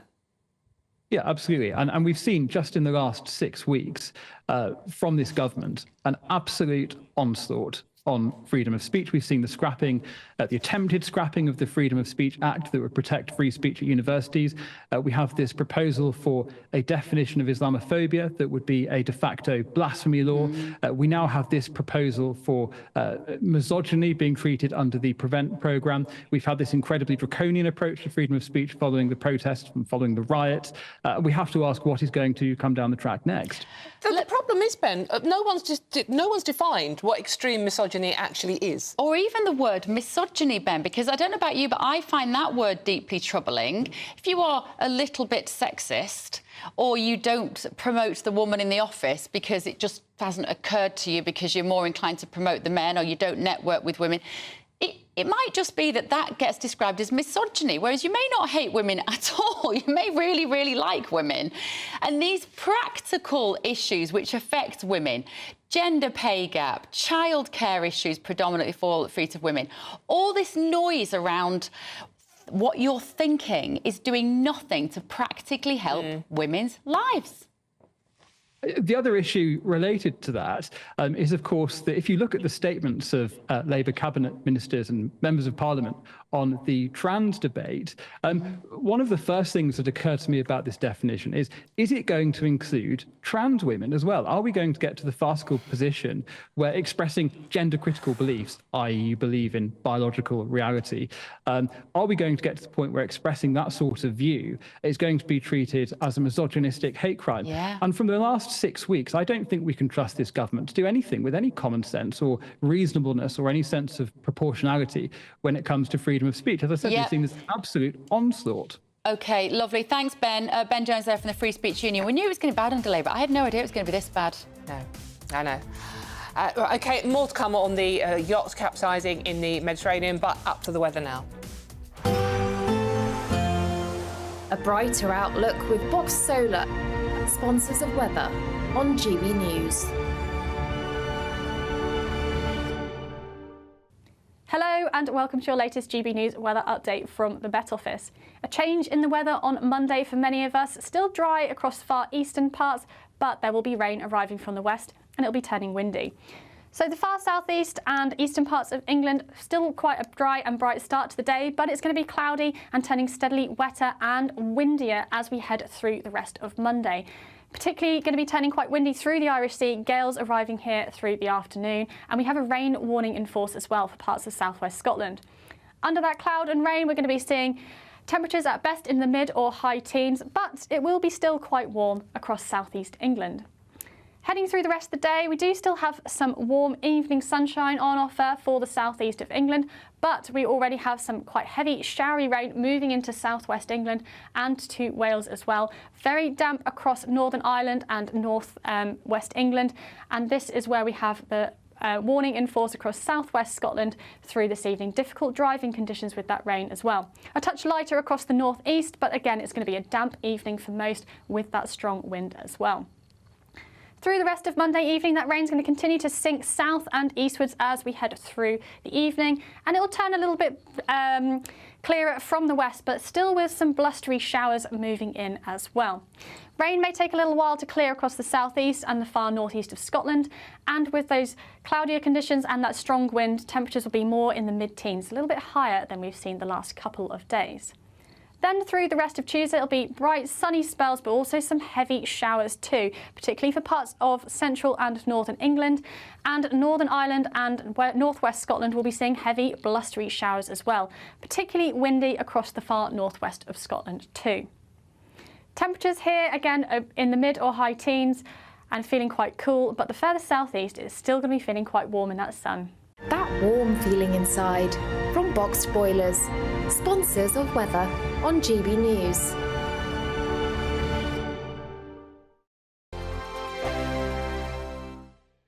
Don't miss out on your chance to win a whopping £30,000 in tax-free cash to spend however you like. It's extra cash that could really make a difference to your coming year. You could find yourself on that holiday you've always wanted to take, buy that treat that always seemed out of reach, or just send some of those day-to-day financial stresses packing. £30,000 could be yours, but time is ticking. For another chance to win £30,000 in tax-free cash, text CASH to 63232. Text costs £2 plus one standard network rate message. You can enter online at gbnews.com/win. Entries cost £2, or post your name and number to GB07 PO Box 8690 Derby DE1 9TT. UK only. Entrants must be 18 or over. Lines close at 5 p.m. on the 30th of August. Please check the closing time if listening or watching on demand. Good luck. Join me, Camilla Tominey, for a frank and honest discussion with those in power that cuts through the spin and gets to the heart of the issues shaping our nation. You haven't confirmed that you want to stand as leader, but you haven't ruled it out either. This report basically says that he's not fit to stand trial. Is he indecisive? Incompetent? I deliver the dose of reality Westminster needs. That's the Camilla Tominey Show at 9:30 every Sunday on GB News, the People's Channel, Britain's news channel. Hi there, I'm Michelle Dewberry, and I'm going to take a second to tell you all about my show, Dubes & Co. We start off with the issues of the day. We then bring in both sides of the arguments. We get rid of the disrespect. And then you throw me into the mix. And trust me, I'll tell it exactly how it is. And then, of course, the magic ingredient, you at home. We mix it all together, and what have we got? In my opinion, the best debate show in town. Monday to Friday, 6 till 7 on GB News, Britain's news channel. I'm Patrick Christie's. Every weeknight from 9, I bring you 2 hours of unmissable, explosive debate and headline-grabbing interviews. What impact has that had? We got death threats and the bomb threats on. As time passes, She could have said Stilton. you made my argument for me. My guests and I tackle the issues that really matter with a sharp take on every story. Went everywhere. Something practical could be done. I can become something different. Patrick Christie's tonight from 9 p.m. only on GB News, Britain's news channel. Are the newspapers getting you down? My wife didn't divorce me that month. Struggling to separate the wheat from the chaff? I know that it's a bit of a circus at the best of times. Well, don't worry, Headliners has got you covered. We'll take the burden of reading the day's news, and if we get depressed, who cares? It's an occupational hazard, frankly. That's Headliners on GB News from 11 p.m. till midnight, and the following morning, 5 till 6 a.m. on GB News, the comedy channel. Nah, just kidding. Britain's news channel.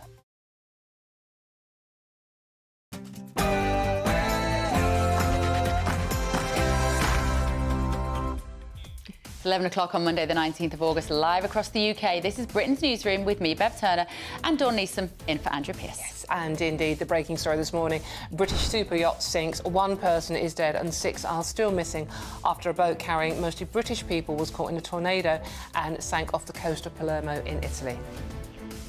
Well, Italian rescue services have confirmed that the body recovered is that of a man, and they are now searching inside the yacht with dive teams. An Operation Early Dawn. Emergency measures to prevent overcrowding in prisons has been triggered as more rioters are sentenced. But is this just another of Sir Keir Starmer's sticking plaster solutions? And across the pond, Vice President Kamala Harris leads Donald Trump in the polls as she prepares for her headline moment at the Democratic National Convention. And that starts tonight. And Prince Harry and Meghan Markle have left Colombia. The verdict is out on whether their public tour was a success. I'm sure in their opinion it very much was.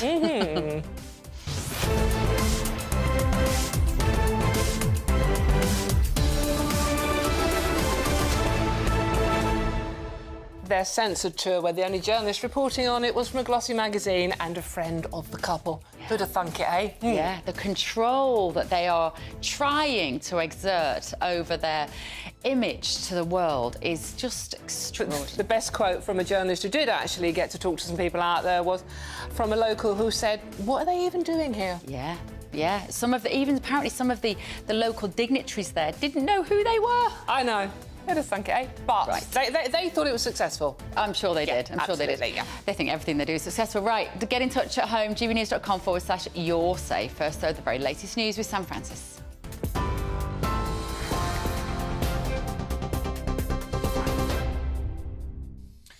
Dawn, Bev, thank you very much indeed. 2 minutes past 11, and the top story this morning is, of course, that breaking news coming out of Sicily that 1 person has died and 6 still missing after a luxury yacht sank off the coast of Palermo when it was struck by a tornado at around sunrise.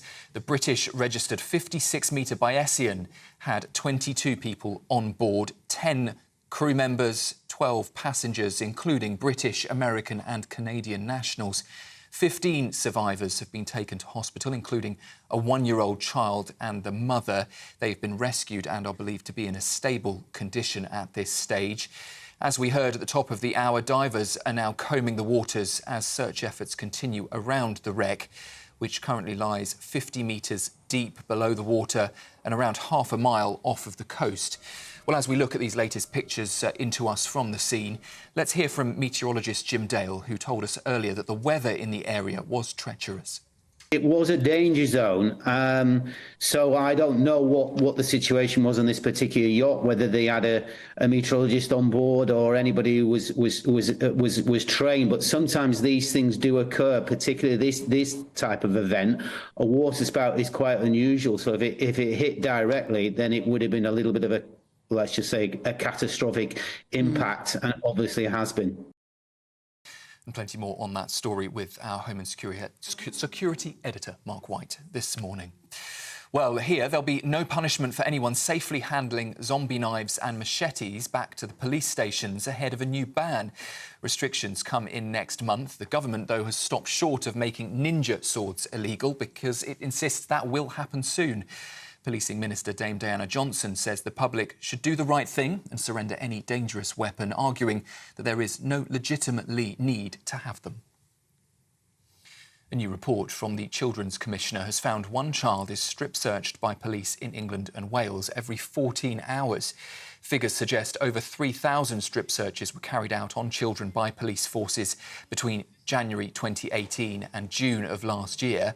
Around 1 in 20 cases, they say, weren't compliant with the legal codes of practice. And black children were also over 4 times more likely to be strip-searched than white children. Prisons Minister Lord Timpson claims he's inherited a justice system in crisis as plans to address overcrowding in jails have been activated in Northern Ireland this morning. Operation Early Dawn will see defendants who are remanded in custody and waiting for a court appearance held in police cells for longer. It's separate, though, to the early release scheme for some offenders, which kicks in next month.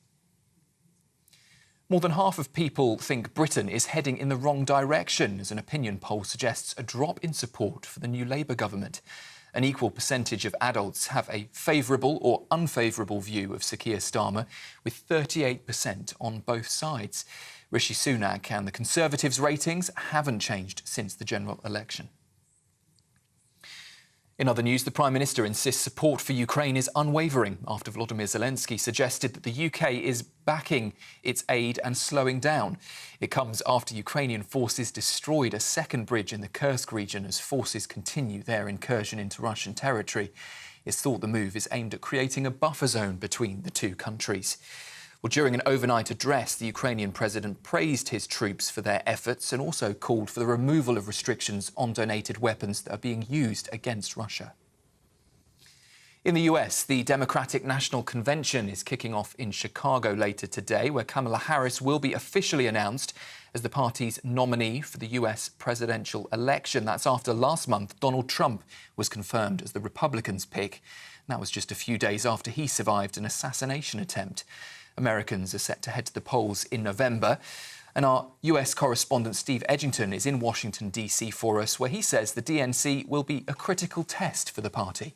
This is unprecedented. There has been Democratic primaries or votes for their candidacy for the last, few decades. And this time around, Kamala Harris has not won any Democratic primaries. She's been installed as the candidate by essentially President Biden and Barack Obama. So this is a real key test for the Democrats. She's almost going to get the candidacy, and she's also chosen her vice president nominee, Tim Walz. A 20-year-old man has been charged with murder and for sexual offence on a dead body. Police found a woman who'd been stabbed at a home in Dartford in Kent early on Saturday morning. Anesta Stjuska from the same town is due in court today. In Worcester, a 55-year-old woman's been accused of being part of a global monkey torture network that paid people overseas to kill baby monkeys online. Adriana Orm is charged with posting 26 videos and 1 image of the animals being tortured, sending those images to a chat group.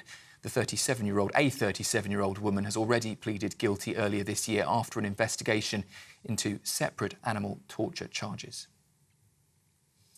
The remnants of Hurricane Ernesto are set to batter parts of the UK this week, bringing winds of up to 60 miles an hour and heavy rain. A yellow weather warning has been issued for parts of Scotland. That covers the southwest of the country from this afternoon and the northwest for most of Wednesday and Thursday. Those are the latest GB News headlines. For now, I'm Sam Francis. Your next update from the newsroom just after 11:30. For the very latest GB News direct to your smartphone, sign up to News Alerts by scanning the QR code or go to gbnews.com/alerts.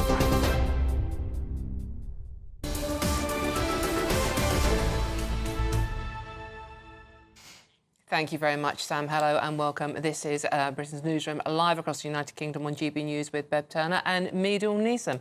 So back to this breaking news this morning that one person has lost their life and 6 people are missing after a yacht carrying mostly British people was caught in a tornado and sank off the coast of Palermo. Joining us now is our Home Security editor, Mark White, to bring us up to date on this breaking story. Mark, can you bring us up to date on the latest developments? Yes, well, it's the Italian Fire Service that coordinates search and rescue operations across Italy. They've been very proactive in getting latest video out there. They've sent us some of the latest video now that we can show you, which shows that operation off the coast of Sicily. This vessel went down about 4:30, 5 a.m. in the morning when this bad weather struck.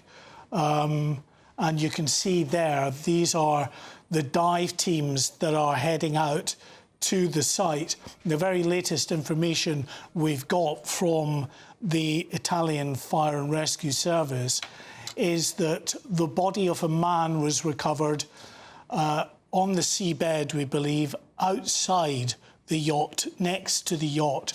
But those dive teams that you can see just gearing up there to get into the water to continue that search, again, and this is rather sad and grim news to bring you, that fire and rescue spokesperson has told Italian media that those divers had seen bodies inside the yacht. They could see them through the portholes in the yacht.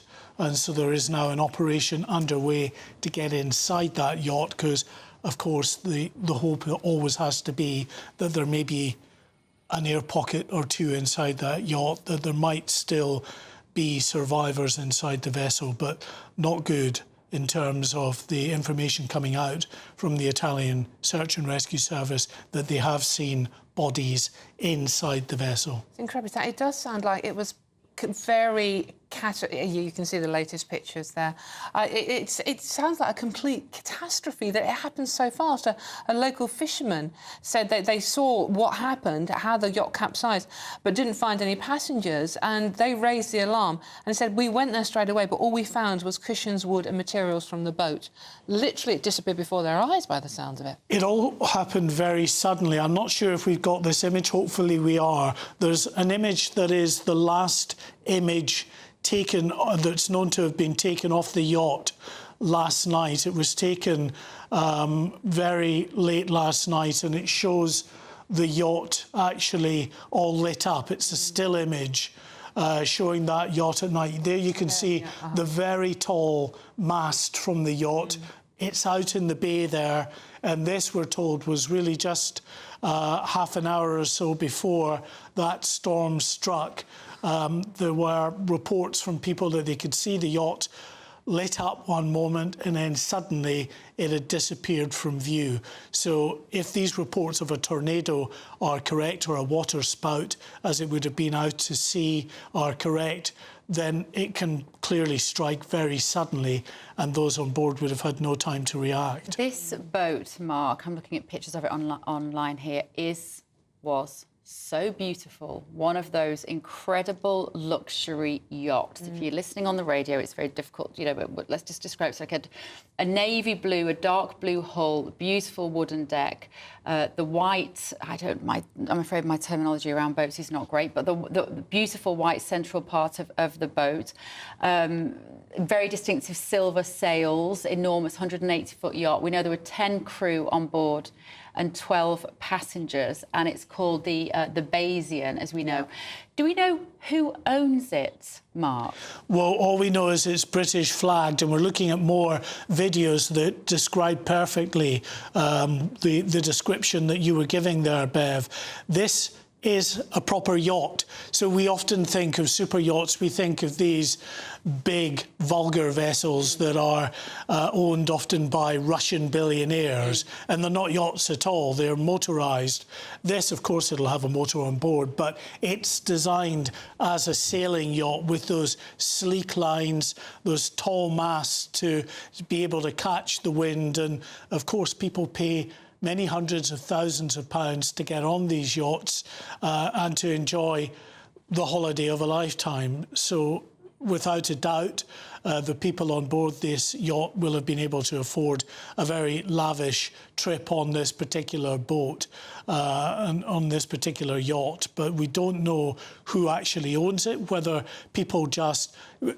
Apparently, the yacht itself has been advertised on these super yacht magazines as being for rent, so you would then imagine it stands to reason that it's not the owners of the yacht who would have been on board, but people who have spent a very significant sum of money to hire the vessel for however long. And it is, if you're listening on radio, it is one of those boats, if you're on holiday and you're walking around a harbour or marina, you would stop and go, wow, and you take a picture of it. It's one of those boats.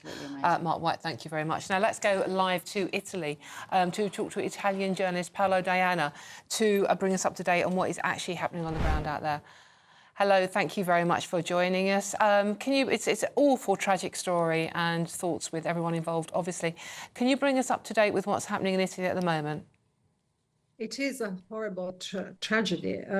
So far, we know that they helped one girl who is a 1-year-old girl, and she's in hospital with her mother and the father as well. They're in good conditions, all considered. So they were rescued, but yeah, there are still 6 people that are not found, and their bodies inside the yacht. And we know that the yacht is under the water 49 meters down. So I think we will have more news today during the course of the day, and we will know if they will find someone who is still alive. It's such a tragedy because from what we know, everyone was sleeping in their cabins. And the storm struck around 5 in the morning, and it broke the sailing mast. That's why then the yacht went unbalanced, and the people who could jump into the water, they saved themselves, basically. But the ones who couldn't, who were still sleeping, they were trapped. It's a very sad tragedy. But Paola, how popular are these sorts of holiday trips in this area around Sicily to charter these beautiful boats? Well, they're very popular, and around Sicily there are many beautiful islands. So with a yacht of 57 meters, you can assume they were going on a cruise around these islands, and it should be safe. The problem is that the yacht was anchored in the harbor, so in deep water it wasn't really in the most secure place. And unfortunately, we know that now the weather has become more tropical in Italy. Yeah. Many people don't know that, but actually there are many more storms now compared to the past. And we know that whenever you are on a yacht, even if it's a luxury yacht, you are in danger if you are anchored in the harbor. Do we know any more about the nationalities of the people on the yacht? Well, I heard that there were 1 New Zealandese citizen, 2 Anglo-French citizens, and 1 from Sri Lanka, and the others are British. Right, so we don't know the divide. I mean, I'm assuming those were the crew, and it was a British family or a British group of friends that had rented the yacht out for their holiday. Yes, exactly. Yeah, and the 10 people of the crew. So it was definitely a well-staffed yacht, and no one ever thought it could have happened. And there was another yacht next to this one in the harbor when the storm struck. And in fact, the people of this yacht helped. They were the first one helping the ones who jumped into the water. It's such a terrible tragedy. We really hope we will find the 6 missing. It's a terrible tragedy, as you say, Paolo, and very unusual, actually. So it sounds very much like one of those incidents where it is nature read in tooth and claw. This is the might of the weather and the ocean, which can just happen in a moment, and luckily does remain very rare. How unusual will it be for the Coast Guard to deal with this sort of incident, and how well equipped and prepared would they be for this sort of event? Well, it's definitely unusual because we never heard about something similar in the past, definitely 10 or 20 years. It's really destiny, we might say, tragic destiny, but definitely around Palermo, the coastal maritime forces, they're really, really good, and they're used to help fishermen and yachts, and of course help boats in the middle of the Mediterranean Sea. So they're very well equipped, and we know they're doing everything they can to save the survivors. Let's hope for the best. Okay. Brilliant. Italian journalist Paola Dana there bringing us up to speed on that you. story, which is a holiday heaven turned holiday hell. It's just horrific, isn't it? Awful. And as I said, thoughts with everyone. And if you are worried, please do get in touch with the Italian embassy if you need any help and advice on, or you're worried about maybe people you know on holiday out there. We will continue to bring you updates on that story throughout the show. That's right, but up next we're also going to be discussing whether Sir Keir Starmer has given up on Ukraine. Zelensky's certainly putting him under more pressure. This is Britain's Newsroom, live across the UK on GB News.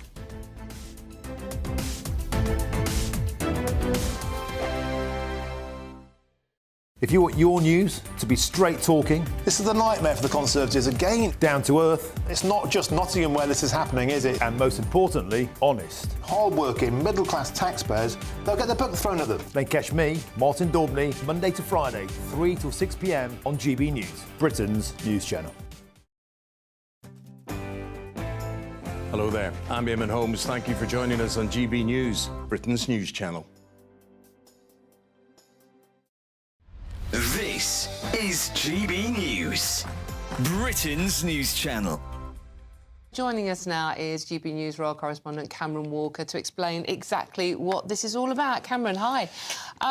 We have heard Meghan and Harry talk about their mental health issues before in the past.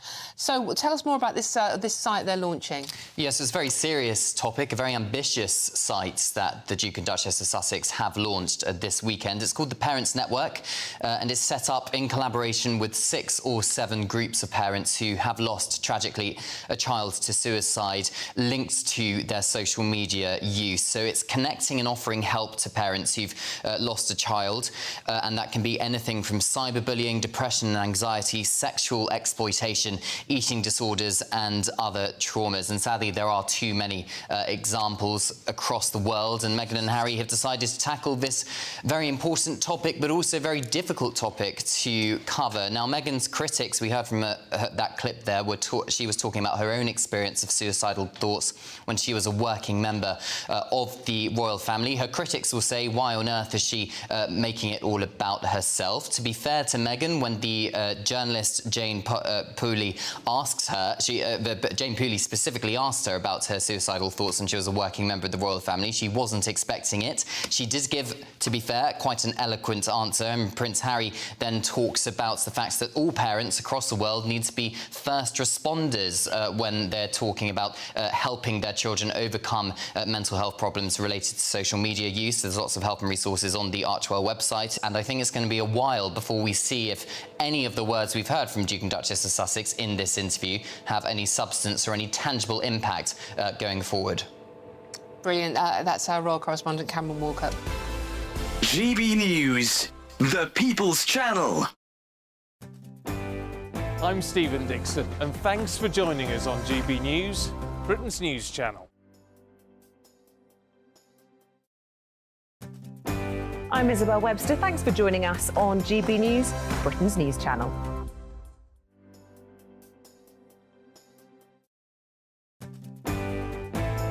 I'm Arlene Foster on GB News, Britain's news channel.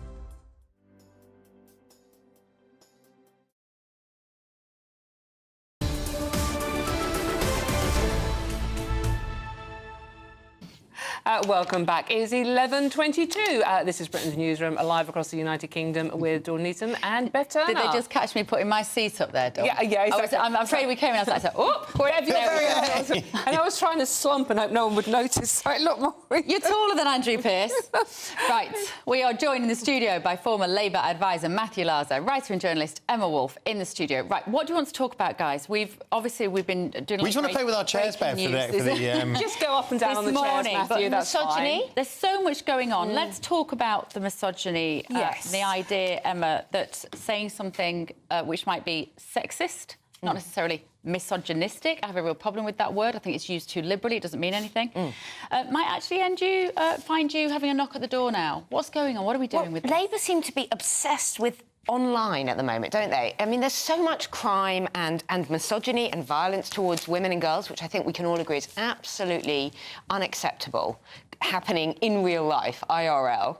But Labour's focus, and maybe Matthew can explain this, Labour's focus at the moment seem to be hurty words, offensive stuff online. They seem to be really going for it online. So this is the Home Secretary, Yvette Cooper, is now claiming many young people are being radicalised into misogyny by misogynistic influencers. So again, it's online. People this like isn't in Andrew real Tate, life. I mean, people like that's Andrew what Tate we're- is what she's talking about. Yeah. But as Anne Widdecombe has been pointing out, lots of this stuff is happening. We have laws against violence towards women and girls, which is, you know, absolutely not acceptable. We have laws. We have laws against misogynistic hate speech, actually. If you're preaching misogyny, that can be prosecuted as well. Incel is already part of the Prevent programme. And she's saying, enforce this stuff. Stop inventing new laws and new restrictions around all this stuff online, and actually let's look at the problem. Can we just reflect on the fact that we have record low conviction rates for real crime like rape, like domestic violence, domestic abuse towards women and girls, towards misogyny, all of that stuff. We have a lot of laws within the workplace against misogyny, which is where people have often, you know, seen misogyny and sexism happening. But this obsession at the moment with incitement online, I don't understand why Labour have become so. It's because it's dead easy and it costs no money, Matthew. That's the problem. If you want to deal with boys' self-esteem, boys with low self-esteem are the ones who deride women and say nasty sexual things about them. The boys with no self-esteem, what do those boys, how do they get self-esteem? Good sports facilities, good music facilities at school, youth clubs, local mentors in the area. All that stuff takes time and investment. Much easier to say, I'm going to shut up Andrew Tate and look like I'm doing something online. Well, I think you need to do both. I certainly think you absolutely need to. We've seen youth services hollowed out. We've seen, absolutely, the things that connect people. Because, of course, everybody was... I mean, young people had 2 years when they weren't allowed to most of the time to go out and socialise in the way that they would have done before. I mean, I don't think this is Labour saying that if you crack a sexist joke on Twitter, you're going to be banged up. It totally is. It totally is. Well, I think it's been over-reported like that, but it is saying that people like Andrew Tate are going to be treated like terrorism because, of course, what we have seen in other countries is incel terrorism. We've seen attacks. I mean, a lot of shooters in the States. If you carry out that terrorism, then absolutely, if you are going to go and stab women in the street, be arrested, throw away the key as far as I'm concerned. If you're Andrew Tate online saying things which you might find unpalatable, I want to hear them. I think saying things that are unpalatable is one thing. I think saying things that incite people to violence is another thing. So we'll have to see exactly where in the proposed, if there are proposed changes, at the moment it's just a review, where the line is drawn. The problem, Matthew, is with no one's defined what extreme misogyny is. Yvette Cooper couldn't define it. She actually used the phrase hateful beliefs. What does that mean? And she's equating it with far-right and Islamist extremism. She's equating misogyny and misogynistic influences with far-right and Islamist extremism. It's very strange. And then also to be locking people up for this kind of stuff while we're emptying the prisons of people who have actually committed actual violence and, violent acts and criminal acts. One of the things they've done is they were originally going to make sort of misogyny as a generally punishable offence, and that's actually been quietly dropped. So I think what they're trying to do is say, OK, we're not going to sort of criminalise everyday misogyny, as it were, but we're going to clamp down on the most egregious examples, which we think are basically inciting people to violence. That's what they're thinking is... Where is the line? Who are they to say what is misogyny? Who are they? There's this trend in America, particularly at the moment, of trad wives. I'm sure you've seen it. So this is traditional wives. This is women, and it often has a very Christian undercurrent. Women who want to stay at home, have children, have loads of children, be there when their husband comes home at the end of the day wearing a nice dress, and they're a very old. There's even a gay version of it as well. And there's well, there might be for now, but they're a 1950s version of what womanhood looks like, right? Yvette Cooper would say that is misogynistic. I mean, I think it's very difficult because if she's just saying that it's people's hateful beliefs, you cannot criminalise beliefs. You can criminalise incitement to hatred. You can criminalise incitement to violence, but you can't criminalise beliefs you want to say. And so I'd say to my lot, you've got to be very careful, particularly at the moment after we've seen with the riots. And it's a slightly unrelated story, but today it looks like it'll be the end of the office party because Angela Rayner is clamping down on harassment at work, quite rightly. But will that tip over into saying you can't have the office Christmas party? Now, some of us may say that was a great relief, although I enjoyed the GB News Christmas party, the only office party I've ever enjoyed. That's because it's the only one you're invited to, Matthew, let's be honest. No, but that was a bit mean. Sorry, that's being misandrist, isn't it? I don't hate well, I won't tell you. When I worked for the leader of the Labour Party, I was, and this is absolutely in the Secret Santa. It wasn't the leader who picked me out of the hat. Somebody actually got me a blow-up sex doll. Can you imagine that in this decade? But it is an interesting hang on, a very important question. Was the sex doll male or female? It was male. It was appropriate. OK, good. I just checked. I was wondering where that one was going. Can I just point out, I left it on the table and one of my female colleagues took it with them. But you weren't offended by that? No, but I mean, it's the sort of thing that now would see that person cancelled. Yeah? And should it? I mean, I think that was probably on the edge, particularly as they got a female member of staff to go and buy it at 7 to Soho. But it was. That was one of my favourite colleagues who did it. So exactly. It is the thought police, isn't it? But the serious side to this story is a woman is killed by a man every 3 days in the UK. And that's why I mentioned there is real domestic abuse and violence going on every day on our streets, and rape convictions are at an all-time low, and yet we're talking about the online stuff. And there is also. So we do need to. I mean, as Bev says, we do need to support the next generation of men, the boys now. But police should be out on the streets. They should be going after people who are committing crime. Yes. Not just they should be increasing the prosecution rate. Absolutely. Not just trawling through social media all day long. They're not trained. They're not trained for that. It's also, just bear in mind, women have been killed in these numbers for decades before Andrew Tate was on the blooming internet. Like, this hasn't changed. And this also, idea that somehow social media takes away people's personal empowerment. Well, in many ways, we've seen attitudes to women change massively since I was a child. Clearly women are much more empowered now, quite correctly. So maybe. What do you mean? But I'm not sure I agree with that. But what is behind the Andrew Tate phenomenon is the thing that I've been banging on about for months, which is this addiction, children's and young people's screen addiction, and the fact that they're at home, they're alone, they're anxious, they're depressed, and they're staring at people like Andrew Tate online. If they were out on the playing fields or in a youth club, they wouldn't be looking at this nonsense on their phones. If this government were remotely serious about this and the effect on young boys and girls, I've said it before, I don't like banning things, but you need to ban smartphones for the under-16s. You need to make them socially unacceptable so that 13-year-old boys are not sat in their room watching pornography and thinking, is that what I'm meant to do with a woman one day? Because the chances are it's probably not. And that's what fuels misogyny. Yeah, and lots of people are agreeing, Richard, blaming people online as distraction to look like they are doing something when they aren't. This is headline stuff, not tackling what's actually going on. Right, Matt, Emma, thank you so much. Right, still to come this morning, Prince Harry and Meghan Markle, they've left Colombia. The verdict is out on whether their public tour was a success. We'll be keeping you up to date on the British super yacht that has sunk off the coast of Italy. But time now for the news headlines with Sam Francis.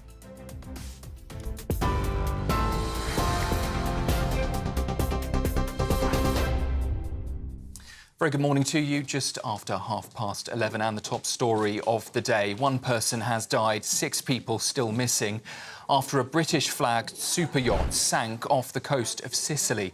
It's understood the vessel capsized when it got caught up in a tornado just after sunrise.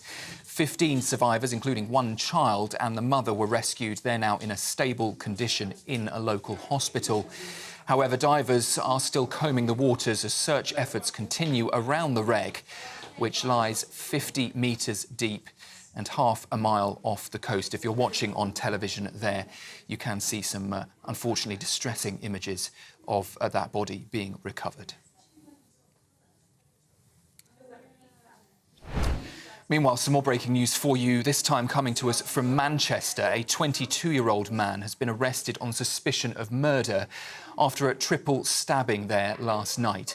A 43-year-old woman died at the scene. A 17-year-old girl and a 64-year-old man are still in a critical condition after suffering serious stab wounds. Police say they are treating that attack as isolated, but at this stage they believe the suspect was known to the victims. Detectives now appealing for any witnesses or dashcam footage from Barnard Road in the Gorton area. There'll be no punishment for anyone safely handing zombie knives and machetes into police stations ahead of a new ban. Restrictions come in next month, but the government stopped short of making ninja swords illegal, insisting that will happen soon. Policing Minister Dame Deanna Johnson says the public should do the right thing and surrender any dangerous weapon, arguing there's no legitimate need to have them. The Children's Commissioner says police forces should only strip search a child when it's a life-threatening situation. A report out today suggests there's a new case every 14 hours in England and Wales, and 1 in 20 of those searches don't follow procedure. The Prison Governors Association says it's not sure whether emergency measures introduced today will help tackle overcrowding in jails. Operation Early Dawn has been triggered in the north of England as more people are sentenced for their part in the riots earlier this month. The Ukrainian president claims the UK's support for the war effort is slowing down as he appealed for more aid. The Prime Minister, Sir Keir Starmer, though, maintains there is unwavering support for Ukraine and says that position has not changed since its incursion into Russia. And parents in England are facing higher fines from today if their children are taken out of school without permission. Penalties have now increased to £80 for every 5 days of absence, which will rise to £160 if unpaid within 3 weeks. Nearly 40,000 fines were issued between 2022 and 23, most of those for unauthorised holidays. Those are the latest GB News headlines. For now, I'll be back with you at midday. For the very latest GB News direct to your smartphone, sign up to News Alerts by scanning the QR code or go to gbnews.com/alerts.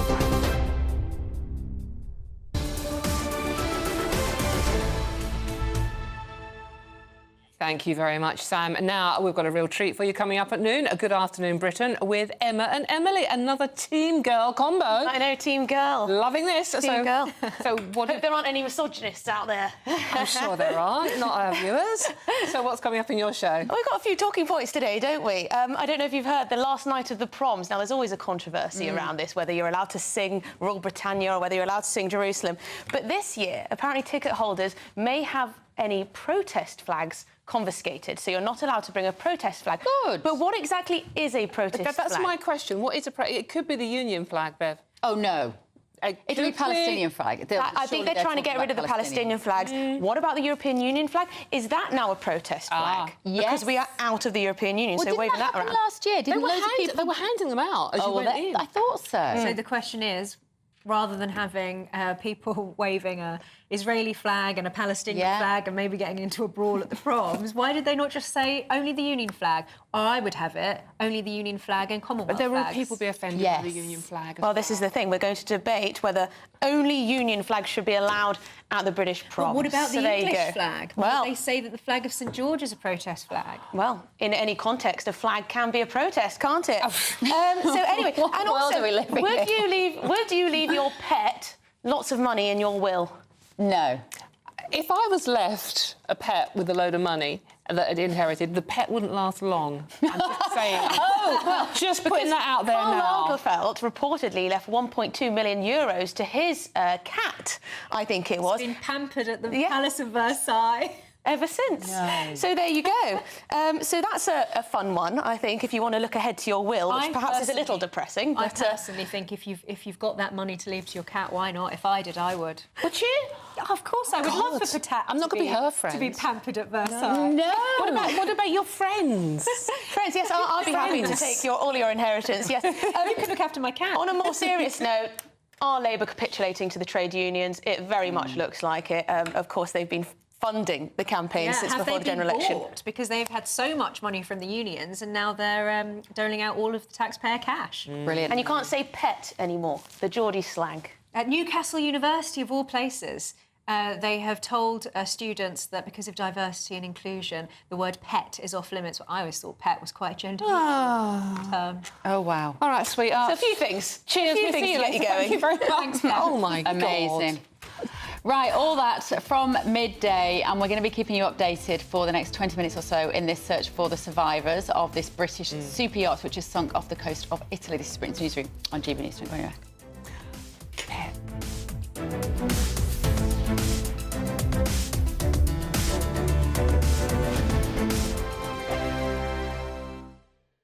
Hello, very good day to you. Here's your latest GB News weather forecast from the Met Office. It's definitely going to be a lot more changeable this week with some heavy rain, some strong winds at times, and that's what we're going to see as we go through the rest of today because there is a system pushing in from the west. It's already brought quite a bit of rain across parts of Northern Ireland and then will push into parts of Scotland, Western England and Wales as we go through the afternoon, bringing cloud and rain here. Further east, a drier, brighter story, in fact, across parts of East Anglia, perhaps even Kent, clinging on to some sunshine, and with that sunshine, feeling pleasantly warm. Temperatures here getting to highs of around 25 or 26 Celsius. A much fresher story elsewhere and feeling pretty unpleasant under the rain and with the strong winds towards the north and west. That system, though, is pushing its way eastwards as we go through the end of the day. There may be some drier breaks at times across parts of Scotland through this evening, but it is looking pretty wet, especially across the Dumfries-Galloway area here. Could see some disruption, some localised flooding. The heaviest rain clearing away from Northern Ireland, but staying pretty damp through the evening, whilst that front will be lying across parts of Northern England, Wales and southwest England as we go through the evening, bringing a lot of rain here. A drier story still across parts of the east-southeast for a time, but that rain will eventually push through as we go overnight. Elsewhere, yes, there will be something a bit drier, a bit clearer for some of us, but also some heavy showery bursts, especially across northern parts. Temperatures not dropping a huge amount, especially in the southeast. Here, some places staying around 16 or 17 Celsius. A bit of a cloudy, wet start then in the southeast, but that rain should clear away. Behind it, it is going to be a blustery, showery day for many of us. The strongest winds will be towards the west, and the heaviest showers, perhaps over parts of Scotland, could be the odd rumble of thunder. In between the showers, there will be some sunny spells, but it is going to feel a bit fresher, a bit cooler than today, especially because of those winds. Bye-bye. I'm Christopher Hope. From pop stars to politicians, I'll interview anybody in a pub who's got a political opinion. Join me every Friday on Spotify, Apple Podcasts, YouTube or gbnews.com, or wherever you get your podcasts. This is GB News, the People's Channel. Join me, Nana Akwe, for an informative, interactive news programme with a difference. It's fun. It's true. You're not wrong. No one will be cancelled. Lovely. Join me from 3 p.m. every weekend, only on GB News, Britain's news channel. Join me, Neil Oliver, every Sunday night at 6 p.m. on GB News. And if an hour is not nearly enough for you, go to gbnews.com for special extended episodes online every Friday at 9 p.m, where we can truly get into the nitty-gritty of what's going on. GB News, Britain's news channel.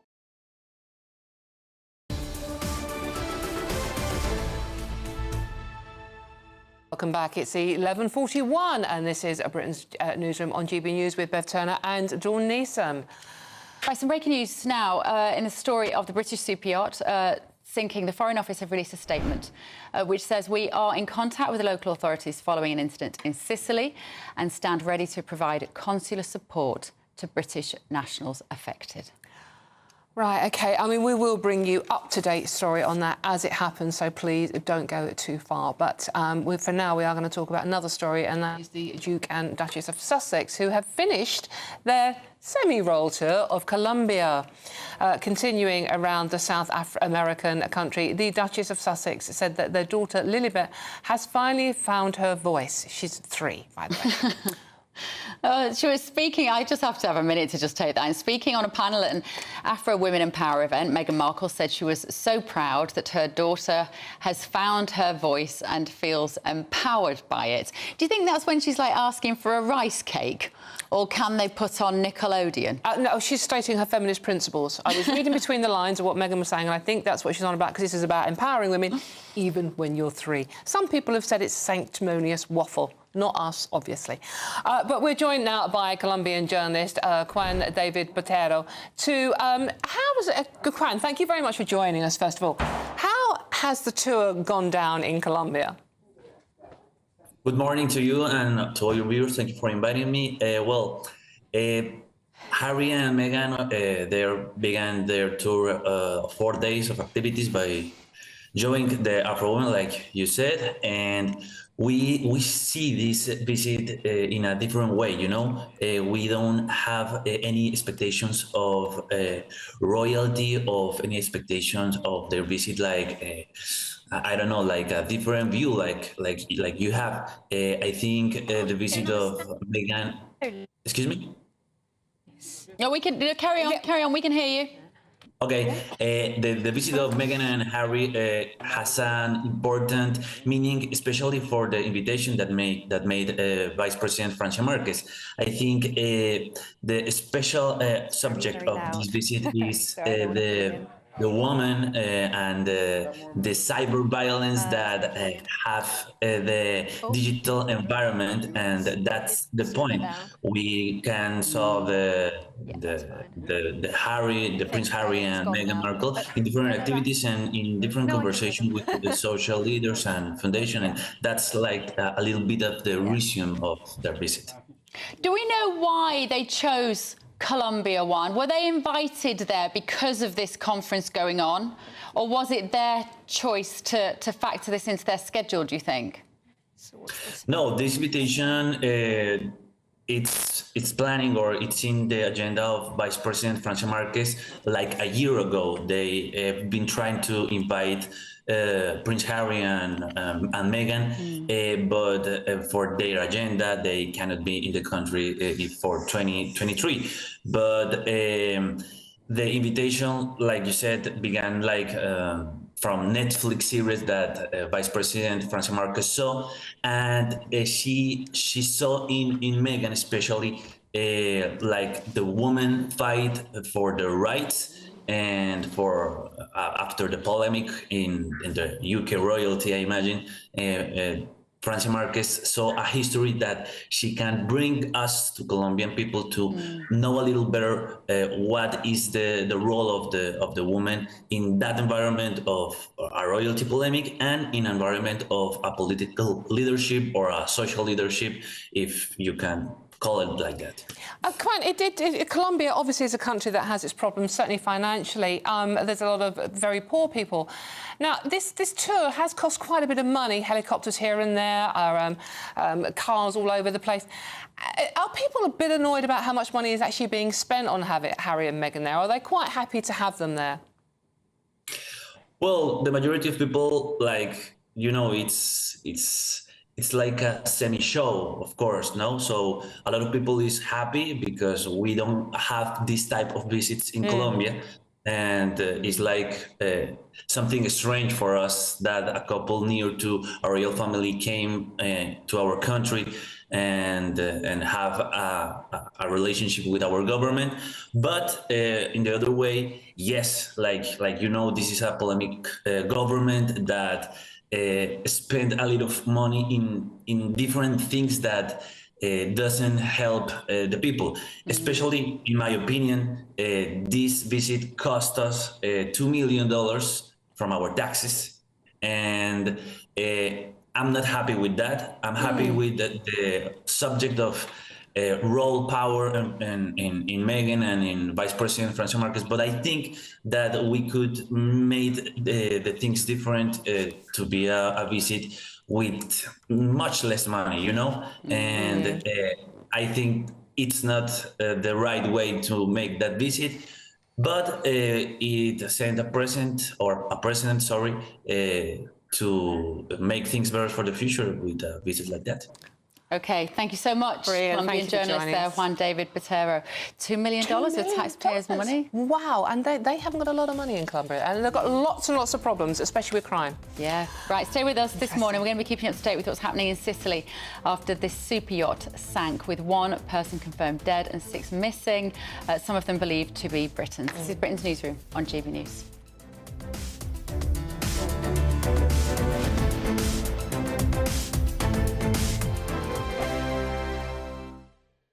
We're proud to be GB News, the People's Channel. And as you know, we always love to hear your views. Now, there's a new way of getting in touch with us at gbnews.com/your-say. By commenting, you can be part of a live conversation and join our GB News community. You can even talk to me, Bev Turner, or any of the members of the GB News family.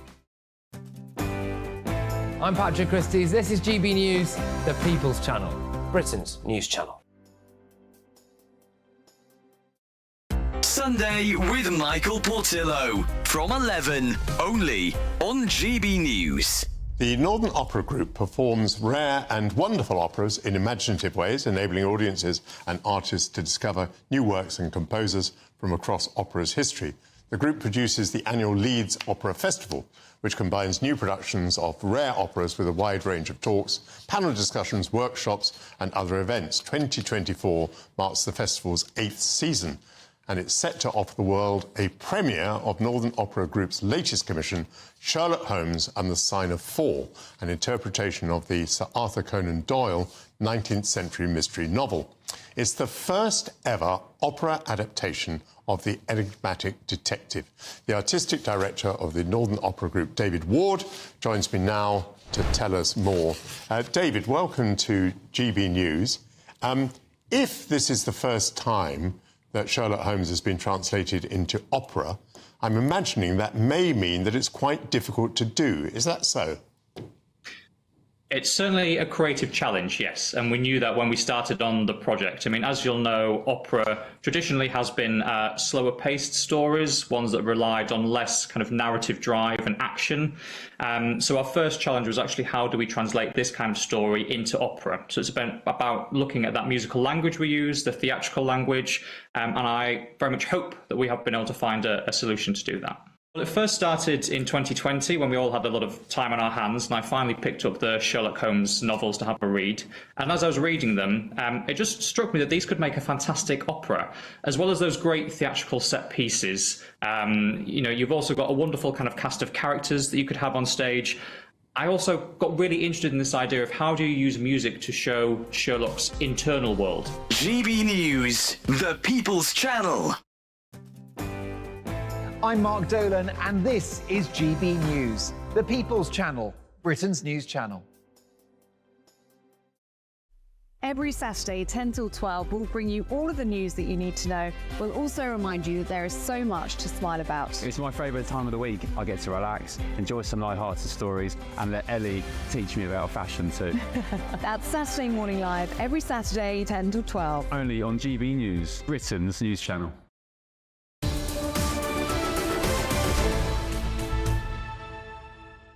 Something a little different now. One of the last Stilton cheesemakers. Tummies are rumbling. We're sitting here talking about this as well. Is at risk of closing after its parent company announced that it may stop production. Our East Midlands reporter, Will Hollis, has this story from Leicestershire, of course. Stilton is one of Britain's best-loved foods. The salty cheese with blue centre can only be made in the East Midlands, but is exported around the world. Richard is head cheesemaker at Longclawson Dairy. This has got a nice, even bluing radiating from the centre of the cheese all the way to the outside. It's got an open, flaky texture. This cheese will break down to make a superb Stilton. Over 10 years, the number of Stilton makers has halved, with the market shrinking by 15%. In June, Danish food giant Arla announced a proposal to cease production at its site in Melton Mowbray. Tuxford and Tebbot is the last Stilton cheesemaker in the town, putting 60 jobs at risk. Melton MP Edward Arger says the loss would hurt the area. First of all, the key priority must be to support the people who are affected by Arla's announcement, the employees here at Tuxford and Tebbot. Second thing is, Stilton is a fantastic product. We've got to keep championing it. We've got to recognise there are other amazing Stilton producers out there. We've got to get behind them. We've got to champion and be proud of this iconic British product. Stilton is a speciality food. Many people only eat it at Christmas. But with rising costs and price, some are buying it even less. Obviously, it is quite expensive, but we don't have it that often that we can't afford it. Pretty much any time of the week, there is always Stilton at our home. If we want to buy some for a special occasion, then we'll buy it. As a protected food, Stilton can't be changed or made elsewhere, like champagne in France. Despite that, the king of English cheese is coming under threat. These coasts are developing really nice, and we've got this. Bill Mathison is Managing Director at Long Clawson Dairy. On a personal level, we're very positive about what's happening with Stilton. I think if you take an industry level, what we've been seeing is a decline in Stilton. Our mission as a business is to make sure that what we're doing is broadening out Stilton usage beyond the cheese board, because only 20% of households ever have a cheese board. So we're looking at putting it in burgers, so we've got burger melts, we're putting it in snacking. The complete disappearance of Stilton is unlikely. Yet every vanishing cheesemaker increases uncertainty. Will Hollis, GB News in Melton Mowbray. Thank you very much. We are pretty much done for today. Are you here all week? I'm here all week, yeah, sorry about that. You're here all week. Lovely, Team brilliant. girls. Well, Andrew Pearce is sunning himself somewhere this week, so it'll be me and Dawn Monday to Thursday this week. Thank you very much for joining us this morning. Emma and Emily will be here. It's been an all-girl GB News Team from girl 6 o'clock day, this morning. absolutely, yeah, and we're loving it. We are. You can't argue these days. It is me, Emily Carver, and Emma Webb with me today. Labour are accused of capitulating to the trade unions. That's as Keir Starmer's popularity ratings take a nosedive. And protest flags have been banned at the last night of the proms, but should they only allow the Union Jack? We'll also be talking about whether or not you would leave money to your pet. Yes, in your will. I mean, you know, some people prefer their pets to people, don't they? I know, I certainly would. You would. That's all to come after the weather.